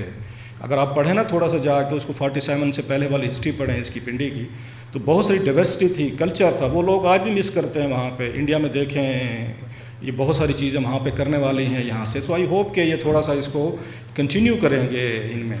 تو پڑھنے کی حد تک آپ سننے کے لیے آ گئے ہیں یقینی طور پر, لیکن یہ کتاب ایک, جیسے میں نے کہا, اٹ ریوزٹس دا پاسٹ. اور پاسٹ میں مجھے ابھی ڈاکٹر صاحب نے بڑی اچھی بات نسٹلجیا کی انہوں نے چیزیں ابھی انہوں نے کی ہیں کہ لیونگ ان اے پاسٹ, ایک دور ایک نیا. اگر آپ لوگ پچھلے 50-60 سال پیچھے جانا چاہتے ہیں, اس دور کی چیزیں میرا کہ سمجھنا چاہتے ہیں, اس سے بہتر اس پہ ریسرچ نہیں کی گئی, اس سے بہتر کام نہیں کیا گیا. اور ڈاکٹر صاحب نے کتنے دل سے لکھے. مجھے تو یہ پڑھتے ہوئے ہمیشہ اس کی وہ آ جاتی ہے, میرا داغستان مجھے یاد آتا ہے. وہ جو آپ کہتے ہیں نا کہ اپنی دھرتی سے محبت, اپنی زبان سے محبت, اپنے لوگوں سے محبت, وہ ساری محبت پیار آپ کو یہاں پر اس میں نظر آتا ہے, اس میں بک میں نظر آتا ہے. But it's one of my, I must say, میں نے جیسے مجھے کہا پنڈی کو, اس خطے کو, پوٹھوہار کو, یہاں کے ہندکوں کو, پوٹھوہاری کو, لوگوں کو, یہاں کے کلچر کو, گلیوں کو, محلوں کو, اور بریو لوگوں کو جیسے انہوں نے کہانیاں لکھی. اور میں پھر کہہ رہا ہوں کوئی ایسی چیز انہوں نے نہیں لکھی اس میں کتاب میں. جینون اسکالر جو ہوتا ہے, ریسرچر ہوتا ہے, جہاں پہ یہ خود نہیں گئے, انہوں نے خود ریسرچ نہیں کی, اسے ایک ایک چیز کو نہیں دیکھا.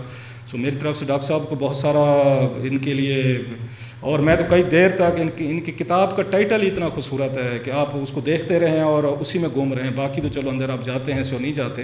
سو اٹ سے اگر میرے بس میں ہوتا تو میں ڈاکٹر صاحب کو اس پہ ایک اور ڈاکٹریٹ کی میں ڈگری دیتا، جس طرح کہ انہوں نے ریسرچ کی ہے، جس طرح کی انہوں نے چیزیں لکھی ہیں. یہ میرا خیال پوٹھوہار کے لوگوں کو فخر ہونا چاہیے کہ ان کی ہسٹری کو، ان کی تاریخ کو، ان کی زبان کو، ان کے لوگوں کے، ان کے قلعوں کو، ان کے پہاڑوں کو، ان کے گلیوں کو، ایک ایک چیز کے انہوں نے ڈاکومنٹ کر دیا ہمیشہ کے لیے. انہوں نے اس کو امر کیا. اگلا کام یہ کریں، یہ ساری چیزیں یہ خود نہیں کر سکتے، کسی اچھے کوئی اسٹوڈنٹ سے، and most probably I will prefer کہ کسی کوئی اس کی اچھی براڈ کاسٹر کو لڑکی کی آواز سے اس کو سارے کا سارا اس کو یوٹیوب پر اس کو لے کر اٹ وڈ ہیو ہیوج. ایک تو سیف ہو جائے گا، ہمیشہ کے لیے ڈیجیٹائز ہو جائے گا یہ. دوسرا اکراس دا بارڈر بہت سارے لوگ ہیں، مجھے پتہ ہے وہاں سے کہ وہ بڑا پیار کرتے ہیں آپ کے اس خطے سے، یہاں کے لوگوں سے. اس خطے سے میرا خیال 2-3 انڈیا کے وزیر اعظم رہے ہیں اگر میں غلط نہیں کہہ رہا. منموہن سنگھ صاحب تھے، ایک گجرال تھے. سو اٹس اے ویری مطلب اٹس اے فرٹائل لینڈ یہ جو آپ کی یہاں پہ ہے. اور گگن بھائی بیٹھے ہوئے ہیں، آئی مس سے انہوں نے بڑی یہ کتابوں کا چھاپنے کا جو کلچر دیا ہے، جو انہوں نے بکس کا ایک نیکسٹ لیول پر لے کے گئے ہیں. خود پوٹھوا رہی ہیں، مجھے خوشی ہے کہ انہوں نے ایک اتنی اچھی ایک کتاب اس پہ چھاپی ہے. So my request it's up to you کہ بعض دفعہ ضروری نہیں ہوتا ہے کہ آپ اس کو ساری کتاب نہیں پڑھ سکتے چیزیں. بعض دفعہ یہ بھی اپریسیشن ہوتی ہے کہ آج کے دور میں کتابیں چھپ رہی ہیں، لوگ لکھ رہے ہیں. سو جاتے ہوئے کتاب لے کر ایک جانا، یہ کوئی 700-800 جو بھی اماؤنٹ ہے اس کی، اتنی چیز نہیں ہوتی. آج کے دور میں کتاب کے کلچر کو زندہ رکھنا آپ لوگوں کے لیے بھی ہے، اپنے بچوں کے لیے بھی ہے. ایک گھر میں پڑھی رہے کتاب تو آتے جاتے بچہ دیکھ ہی لیتا ہے. سو آئی ووڈ ریکویسٹ یو اگر آپ کو اس دھرتی کو تھوڑا سا بھی پیار ہے، اس کو سمجھنا چاہتے ہیں یا اس کو اپریشیٹ، اس سے بہتر میرا خیال ہے یہ کتاب میں نے تو کم از کم نہیں دیکھی. اٹس اے بیوٹیفل بک. بہت شکریہ آپ لوگوں نے بڑا پیشنس سے سنا. I am grateful. Thank you. The latest book, Pothohar, Khitta-e Dilruba, by Dr. Shahid Siddiqui, a writer par excellence, has captured not only our interest once again, but our hearts this time. The author writes what we have been waiting to read, breaking open the centennial silence of Pothohar. This collection of articles, crafted with care and precision, gently holds our hands as we navigate alongside the author to relish the beauty of the uneven terrain, seen through the eyes and emotions of the author. اس کے ساتھ میں دعوت دیتی ہوں صاحب کتاب جناب doctor شاہد صدیقی صاحب کو. میں نے جو کچھ کہنا تھا صرف شکریہ ادا کرنا چاہوں گا علامہ اقبال اوپن یونیورسٹی کا، وائس چانسلر ضیاء قیوم صاحب کا، سینٹر آف ایکسلنس اور محمد رفیق طاہر صاحب ہمارے دوست ہیں جنہوں نے بڑے شارٹ نوٹس پہ بڑے ہی خوبصورت اس محفل کا انتظام کیا. میرے بہت سارے رسپیکٹڈ گیسٹ جو یہاں بیٹھے ہوئے ہیں ان کا شکریہ، ڈینس، فیکلٹی ممبرس، اور خاص کر جو میرے بہت سارے اسٹوڈنٹس ہیں پیچھے بیٹھے ہوئے. اور اصغر مال کے ڈھابے پہ جو تالیاں آپ نے سنی اس کی وجہ یہ تھی، میرا خیال ہے اصغر مال سے بھی بچے آئے ہوئے ہیں. تو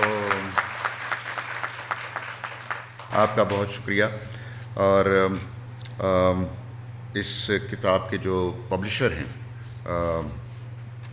بک کارنر جہلم، ان کا بہت شکریہ. گگن شاہد، امر شاہد نے بڑی محبت سے اس کتاب کو سارے پروسیس سے، لیکن وہ آ نہیں سکے ہیں، ہی از ان ویل.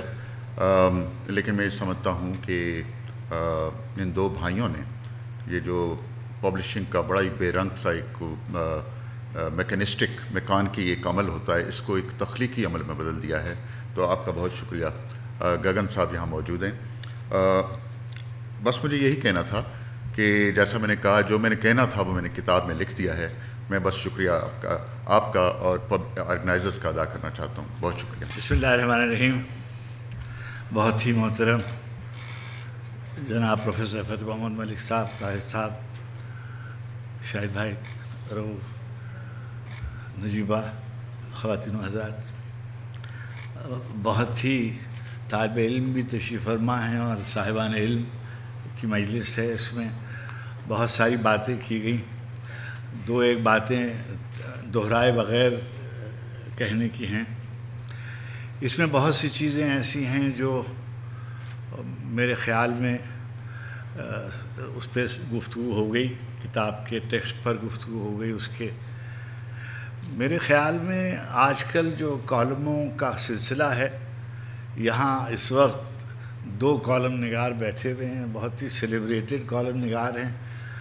ان کے بارے میں میری ایک رائے ہے کہ خراب شاعری کے مقابلے میں خراب نثر لکھنا نسبتاً آسان ہوتا ہے، اس لیے کہ اس میں بس لکھنا ہوتا ہے۔ چنانچہ جتنے کالم نگار اس وقت اردو میں ہیں، دنیا کی کسی زبان میں اتنے کالم نگار نہیں ہیں۔ اچھا، اب کالم ہوتا کیا ہے؟ کیا وہ تحریریں جو اخبار میں چھپتی ہیں وہ سب کی سب کالم ہوتی ہیں، مضمون ہوتے ہیں، انشائیہ ہوتے ہیں، کیا ہوتے ہیں؟ کالم کی جو تعریف ہم دانشگاہ میں بیٹھے ہوئے ہیں انہوں نے جو بتائی ہے وہ یہ ہوتی ہے کہ کالم باسی ہو جاتا ہے، رات کو آپ اخبار پھینک دیتے ہیں اور وہ کالم مسترد ہو جاتا ہے اور وہ نظر ہو جاتا ہے نسیان کی۔ ادب وہ ہوتا ہے جو باقی رہنے والی چیز ہوتی ہے۔ تو جب کوئی شخص کتاب کی صورت میں اپنی کوئی تحریر پیش کرنا چاہتا ہے تو ایک طرح سے اس کا یہ ادعا ہوتا ہے کہ اس نے لٹریچر کریٹ کیا، اس نے کوئی بات ایسی کہی ہے جس کو باقی رہنا ہے، جس کو کل کے پڑھنے والے جس سے استفادہ کر سکتے ہوں، اور وہ باسی ہونے والی تحریر نہیں ہوتی۔ شاہد صدیقی صاحب کے دونوں زبانوں کے کالم میری نظر سے گزرے بھی ہیں، میں نے انہیں پڑھا بھی ہے اور ان کو سنا بھی ہے۔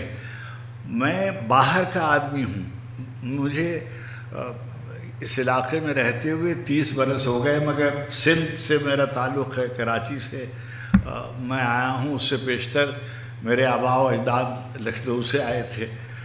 صرف میں ایک بات کہنا چاہتا ہوں کہ دنیا میں شہروں کے بارے میں بہت مواد ملتا ہے۔ مثلا میرے یہاں صاحبزادہ صاحب تشریف فرما ہے، میرے ایک استاد تھے ڈاکٹر محمد رضوان علوی، بہت ہی مشہور آدمی ہیں، انہوں نے ایک کتاب میری نوجوانی میں نے پڑھی تھی، اسلامی ثقافت کے گہوارے، مدینہ، دمشق، بغداد، قرطبہ، قاہرہ۔ اس وقت سے میری یہ خواہش ہوتی تھی کہ بھئی ہمارے علاقے کے لوگوں پر کچھ کیوں نہیں لکھا گیا۔ چنانچہ اگر آپ دیکھیں تو لاہور پر لکھا گیا ہے، ملتان پر لکھا گیا ہے، دلی پر لکھا گیا ہے، لکھنؤ پر لکھا گیا ہے، مگر اس علاقے پر کچھ نہیں لکھا گیا، یعنی ایسے نہیں لکھا گیا جس سے کوئی شکل ابھرتی ہو۔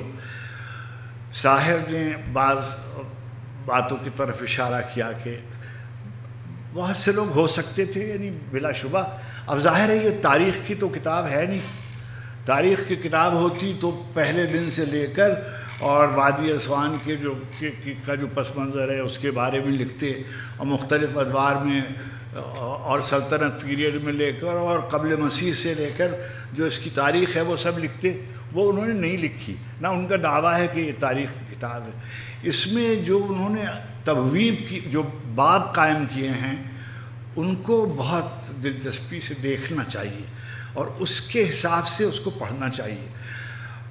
باہر کی دنیا میں طالب علم بیٹھے ہوئے ہیں، ان کے لیے میں ایک دو باتیں کہنا چاہتا ہوں۔ باہر کی دنیا میں ایک چیز ہوتی ہے فیملی کرونیکلز۔ فیملی کرونیکلز میں کیا ہوتا ہے کہ کسی بڑے خاندان کا یا کسی ایک خاندان کے کوائف تفصیل کے ساتھ ان کا آنا، ان کا بڑھنا، ان کا شجرہ، ان کے افعال، ان کی زندگیاں وہ درج اس میں ہوتی ہیں اور وہ خاندان میں تقسیم ہو جاتی ہیں۔ میرے خیال میں اس کتاب کا جو بہت مستحکم اور بہت ہی محکم حصہ ہے وہ ہے جس میں انہوں نے اپنے والد ماجد مرحوم اور اپنی والدہ محترمہ کے سلسلے میں جو باب قائم کیے ہیں وہ بچوں کو بھی پڑھنے کے ہیں اور بڑوں کو بھی پڑھنے کے ہیں۔ ناسٹیلجیا کا ذکر کیا نجیبہ نے۔ ناسٹیلجیا صرف ماضی پرستی یا ماضی گزیدگی وغیرہ نہیں ہوتا، دنیا کا تمام بڑا ادب، اور میں دوبارہ کہہ رہا ہوں کہ تمام بڑا ادب آتش رفتہ کا سراغ، کھوئے ہوئوں کی جستجو، اس کے علاوہ کچھ بھی نہیں ہوتا، اور جو اس کے علاوہ ہوتا ہے وہ بے معنی ہو جاتا ہے۔ لیکن پھر ظاہر ہے میں نے اقبال کا مصرع پڑھا تو اس میں رہنا نہیں ہوتا، ناسٹیلجیا سے آپ قوت کشید کرتے۔ ایک ساتھ تشریف فرما ہیں، اشتیاق حسین قریشی سے لے کر اور فرض کیجئے عزیز احمد تک آپ فہرست گنا لیجئے تو ہاتھ کی انگلیوں پر بھی لوگ نہیں آئیں گے۔ دوسری بات یہ ہے کہ نہ آپ ابھی انہوں نے تکشلا کا ذکر کیا، گندھارا کا ذکر کیا، پورے پاکستان میں نہیں، یہاں جس علاقے میں ہم رہ رہے ہیں ہمیں یہ بھی یہاں ایک زبان بولی جاتی تھی پالی، جو تکشلا کی زبان تھی، جو گندھارا کی زبان تھی، اس سے پیشتر سنسکرت بولی جاتی تھی۔ تو نہ کوئی سنسکرت بولنے والا ہے نہ کوئی پالی بولنے والا ہے، تو سمجھے گا کون اور لکھے گا کون؟ کہاں کے ماخذ ڈھونڈے گا؟ کون سے ماخذ ڈھونڈے گا؟ آپ یقین کریں گے کہ ہمارے خطے پر ہمسایہ ملکوں میں ہم سے زیادہ کتابیں لکھی گئیں ہمارے خطے پر۔ یعنی میں آپ سے گزارش کروں، یہاں بچے بیٹھے ہوئے ہیں، بیٹے آپ موئنجودڑو جائیں یا مہر گڑھ جائیں تو آپ کو موئنجودڑو اور مہر گڑھ میں ہماری تہذیب پر 5 کتابیں بھی نہیں ملیں گی۔ آپ ابھی اسلام آباد تشریف لے جائیں اور کہیں پتہ کریں کہ موئنجودڑو پر کتنی کتابیں دستیاب ہیں یا مہر گڑھ پر کتنی کتابیں دستیاب ہیں، یا تکشلا پر لے دے کر آپ دانی صاحب کی ایک کتاب پڑھ لیتے ہیں اور بس اسی سے آپ کا علم یہ کہ تکشلا میں یہ ہوا تھا اور یہ ہوا تھا اور یہ ہوا تھا اور یہ ہوا تھا۔ اگر آپ شمار کریں تو آپ کو اندازہ ہوگا۔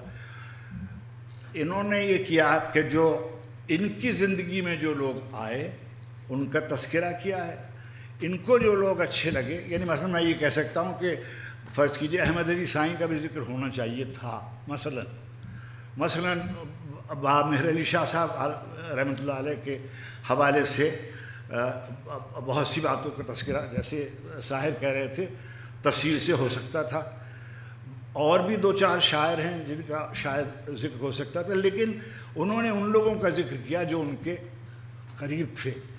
اور کتنی کیا باقی صاحب، ہم تو باقی صاحب کے زمانے کے ہم نے تو ان کو دیکھا نہیں، مگر وہ ریڈیو پاکستان میں ہمارے زمانے میں تھے، اور پہلی کتاب جب ان کی چھپی تھی کتنی دیر چراغ جلا، آنکھ کھلی تو تاریکی میں تھے باقی، آنکھ کھلی تو تاریکی میں تھے باقی، کتنی دیر چراغ جلا معلوم نہیں۔ اچھا، باقی کی جو شاعری ہے اس پر انہوں نے بہت ہی اچھا مضمون باندھا ہے۔ بعض لوگوں کو میرا جی چاہتا تھا کہ یہ لکھتے، اس لیے کہ یہ ان کے زمانے میں حیات تھے، مثلا ضمی جعفری پر ذرا تفصیل کی گنجائش تھی، یا ان کے علاوہ یہاں عزیز ملک صاحب بزرگوں میں، یا عبدالعزیز فطرت نام تھا ان کا جنہوں نے، ایوب محسن صاحب، یہ جو ہماری ادبی زندگی تھی اس علاقے کی، ہمارے بزرگوں میں خواجہ مسعود صاحب کا ذکر انہوں نے بہت محبت سے کیا، بلا شبہ وہ اس قابل تھے کہ ان کا ذکر کیا جاتا۔ انہوں نے ترقی پسند تحریک کے سلسلے میں بہت کام کیا۔ بابا امیر حیدر پہ جو مضمون انہوں نے باندھا ہے، حالانکہ یہ ہم لوگوں کے مخالف لوگوں میں، اس کے باوجود انہوں نے انہیں بہت محبت سے یاد کیا۔ اچھا ہوتا ہے کہ راولپنڈی کانسپریسی کا بھی ذکر ہو جاتا، تاکہ جو ریشہ دمانیاں ہوتی رہی ہیں اس کا بھی ذکر ہو جاتا کہ کیا کیا شروع دن سے پاکستان میں بعض ادارے جمہوری حکومتوں کے ساتھ کیا سلوک کرتے رہے، اس کا بھی کچھ تھوڑا سا تذکرہ ہو جاتا۔ ایک بات جو شاہد کے مزاج میں ہے، بہت ہی میٹھے آدمی ہیں اور نرمی سے گفتگو کرتے ہیں، گھلاوٹ سے تذکرہ کرتے ہیں۔ میں نے ان کو دور سے بھی دیکھا ہے اور میں نے ان کو قریب سے بھی دیکھا ہے۔ بد تہذیب آدمیوں کے سلوک پر آدمی شائستگی سے صبر کر جائے، اس سے بڑی عظمت نہیں ہوتی۔ اور میں نے اس یونیورسٹی میں ان کو ایسے ایسے نالائقوں کو برداشت کرتے دیکھا ہے کہ مجھے بہت ہی بعض اوقات ان پہ غصہ بھی آتا تھا، مگر پیار بھی آتا ہے کہ یہ دیکھیے بہت ہی صاحب ظرف آدمی ہیں، بہت ہی صاحب ظرف آدمی ہیں۔ ایک اور بات جس کی طرف میں گزارش کروں، یہاں ابھی رؤوف نے ایک بات کہی کہ ہندوستان میں اس کو پڑھا جانا چاہیے. پہلے تو ہمیں پڑھانا جانا چاہیے, ہمیں پڑھوائیں, یعنی خود پاکستانیوں کو پڑھوائیں. کتنے پاکستانی ہیں جو پوٹوہار کے بارے میں اتنی جانکاری رکھتے ہوں گے, یا اس خطے کے علاقے, اس علاقے کی تاریخ پر ان کی نظر ہوگی. آپ یقین کیجئے گا, میں ایک طالب علم کے طور پر کہہ رہا ہوں کہ بہت سی باتیں ایسی تھیں کہ میرے علم میں نہیں تھیں. آپ نے جن شخصیتوں کا تذکرہ کیا, میں ان کے بارے میں بعضوں سے میں مل بھی چکا ہوں, تعلق بھی میرا کسی طرح کا رہا. ابھی رؤف گجرال صاحب کا تذکرہ کر رہے تھے, اور بھی بہت سے لوگ ہیں. منموہن سنگھ بھی یہاں سے تعلق رکھتے تھے, ان کا ذکر انہوں نے کیا. لیکن بہت پاکستانی تاریخ میں بھی بعض لوگوں نے بہت اہم کردار ادا کیے ہیں, ان کا بھی تذکرہ, مگر وہ کبھی کوئی اور کرے. یعنی ایک ہی آدمی نے تو نہیں لکھنا ہے. اب کوئی سچائی کسی ایک کتاب میں ممکن نہیں ہے. ایک زمانہ تھا کہ کوئی ایک رومی پیدا ہوتا تھا اور وہ اپنے پورے عہد کو ڈپکٹ کر رہا ہوتا تھا. کوئی ایک فردوسی پیدا ہوتا تھا, وہ اپنے پورے زمانے کو ڈپکٹ کر رہا ہوتا تھا. اب ایسا نہیں ہے. اب چھوٹی چھوٹی سچائیاں لوگ بیان کریں گے, اور ان کو مجموعی طور پر آپ پڑھ کر کسی بڑی سچائی تک پہنچ سکتے ہیں. آپ کو بہت سی کتابیں پڑھنی پڑیں گی, تب آپ کو ایک رائے قائم کر پائیں گے. کسی ایک کتاب سے آپ تمام فیضیاب نہیں ہو سکیں گے. کتاب کی خوبی ایک ہوتی ہے, یعنی بہت سے لوگ ایسے ہوں گے کہ جو فلسفہ پڑھنے کے لیے کتاب پڑھتے ہوں, بہت سے لوگ ہوتے ہوں گے جو اپنی زندگی بہتر بنانے کے لیے کتاب پڑھتے ہو. میں کتاب لطف کے لیے پڑھتا ہوں. اگر کتاب مجھے مزہ نہیں دے رہی, وہ کتنی بھی بہت ہی ادق اور کیسی ہی اعلیٰ مضامین پر مبنی کتاب ہو, میں نہیں پڑھ سکتا. اگر وہ کتاب اپنے آپ کو پڑھواتی نہیں ہے تو میں اس کتاب کو بالکل پڑھنے سے قاصر ہوں. ان کی جو یہ کتاب ہے, اس کو اگر میں نے اس کے مختلف کالم مختلف زمانوں میں پڑھے, اور پھر میں نے اس کو بالاستیاب اس کو دیکھا. اس قدر ریڈیبل نثر ان کی ہے, اور بالکل اساتذہ کی ایک خوبی یہ ہوتی ہے کہ وہ بہت دیر تک تقریر کر سکتے ہیں, اس لیے کہ ان کا 45 منٹ کا گھنٹہ ہوتا ہے, تو 45 منٹ تو وہ بول ہی سکتے ہیں. ہم لوگوں کے ساتھ یہ ہوتا ہے کہ ہم لکھ کے نہیں لاتے. اچھا, اس میں نقصان ہی ہوتا ہے کہ بکواس کرنے کا بڑا وقت ہوتا ہے. لیکن میں صرف ایک بات آپ سے اور گزارش کروں گا. گگن یہاں بیٹھے ہوئے ہیں, یا یہ دونوں بھائی جو ہے امر شاہد اور گگن شاہد, یہ اگر دونوں بھی بیٹھے ہوں تو میں نہیں فرق کر سکتا کہ ان میں امر شاہد کون سے ہیں اور گگن شاہد کون سے ہیں. ان میں سے ایک کا حادثہ ہوا ہے اور ایک ماشاءاللہ بہتر ہیں. کتابیں گزشتہ 10-15 برسوں میں جس قدر اچھی وہ کارنر نے چھاپی ہیں, میں سمجھتا ہوں کہ پاکستان میں مشکل سے ایسی خوبصورت کتابیں چھپی ہیں. اس کے علاوہ یہ بھی ایک ہمارے ہاں بعض پبلشرز جو ہیں وہ کتابوں کی قیمتیں اتنی رکھ دیتے ہیں, میرے پبلشر سمیت, جو خریدنے سے لوگ قاصر ہیں. میں نے جب ان سے پوچھا کہ بھئی یہ کتاب خریدے گا کون, تو وہ کہتے ہیں لائبریریز میں چلی جائیں گی. قاری تک پہنچانے کے لیے قیمت اگر کم رکھی جائے تو بہتر ہوتی. انہوں نے قیمتیں کم رکھی ہیں, اور ان سے استدعا ہے کہ اور بھی اس کو کم قیمتوں پر رکھیں. اور شاہد بھائی سے گزارش یہ ہے کہ انگریزی پر وقت ضائع نہ کریں, اور جو کچھ کہنا ہے وہ اردو میں. آپ یقین کیجئے گا کہ انگریزی بولنے, ابھی تک لوگوں کو یہ خیال ہے کہ انگریزی بولنے سے کچھ بہتر ہو جاتی ہے بات. اگر بات آپ کے پاس نہیں ہے تو آپ کسی بھی زبان میں گفتگو کریں, وہ بات خرابی ہوگی. اور جب آپ اردو میں بات کر سکتے ہیں, اردو میں لکھ سکتے ہیں, تو ساری توجہات اردو پہ دیں. اور بالکل جیسے رؤف نے کہا کہ ایک میڈیم ضروری نہیں ہے, یعنی یہ نہیں ہے کہ آپ صرف سوشل میڈیا پہ لانچ کر دیں یا اس کو ویڈیو پہ لانچ کر دیں. وہ بھی کر دیں، لیکن کتاب ضروری ہے. کتاب جس کو ہاتھ میں لے کر میں پڑھ سکوں، ریاض پڑھ سکیں، سعدادہ صاحب پڑھ سکیں، نوجوان شاید کمپیوٹر پہ پڑھ سکتے ہوں، میں تو نہیں پڑھ سکتا. اور بہت بہت مبارکباد. اور میں ان سے یہ کہہ رہا تھا کہ ملک صاحب کی طبیعت پچھلے دنوں خراب رہی، ہم پریشان ہوئے. اب ذرا تشفی ہوئی یہ جان کر کہ بلا وجہ انہوں نے خبر اڑا رکھی تھی کہ ان کو کووڈ ہو گیا ہے. کوئی بلا خدا نہ کرے ان کو متاثر نہیں کر سکتی انشاءاللہ. بہت مہربانی، بہت کرم. اور اب خطبے کے لیے دعوت دیتی ہوں صدر محفل، جن کا تعلق بھی اسی خطہ دلربا سے ہے. ڈاکٹر شاہد صدیقی نے اپنی کتاب میں ان کا ذکر کرتے ہوئے ان کا شمار پوٹھوہار کے نیلم و مرجان میں کیا اور اس تحریر کو فتح محمد ملک اور وسعت تمنا کا سفر کا عنوان دیا. مجھے کہنے میں کوئی تعامل نہیں کہ وہ ادب کی دنیا میں ایک قومی سرمایہ ہیں اور علم اور تاریخ دوستی ان کی زندگی کا خاصہ رہی. قلم ان کی زندگی کا اولین رہنما. پروفیسر محمد فتح ملک.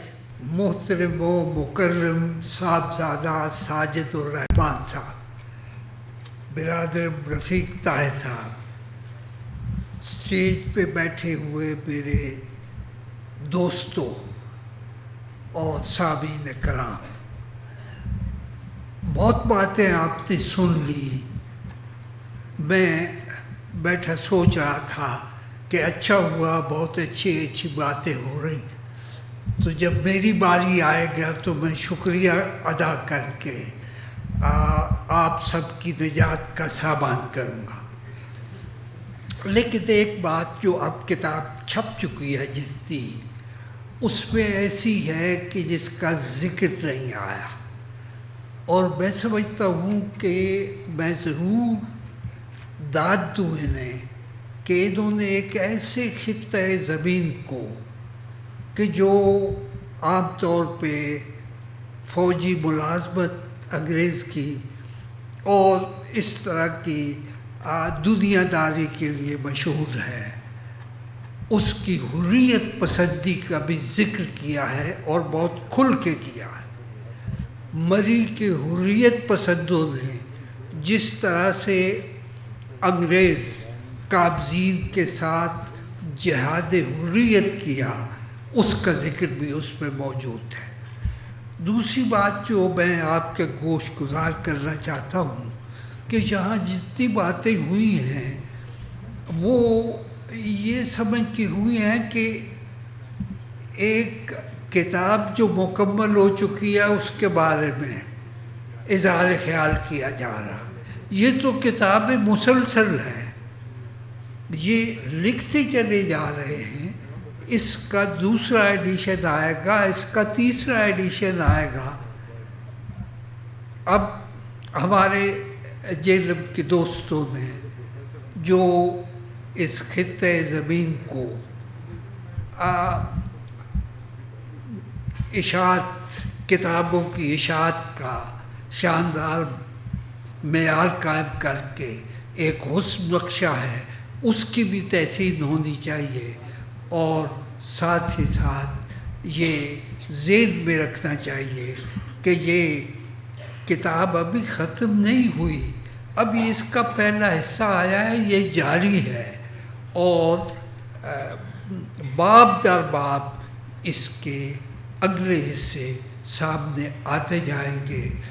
میں آپ کا اتنا ہی وقت لینا چاہتا ہوں کیونکہ وہاں بیٹھے میں دیکھ رہا تھا کہ آپ بہت توجہ کے ساتھ سن رہے ہیں، لیکن ساتھ ہی ساتھ آپ کے چہروں پہ تھوڑی تھکن بھی نمودار ہو رہی ہے.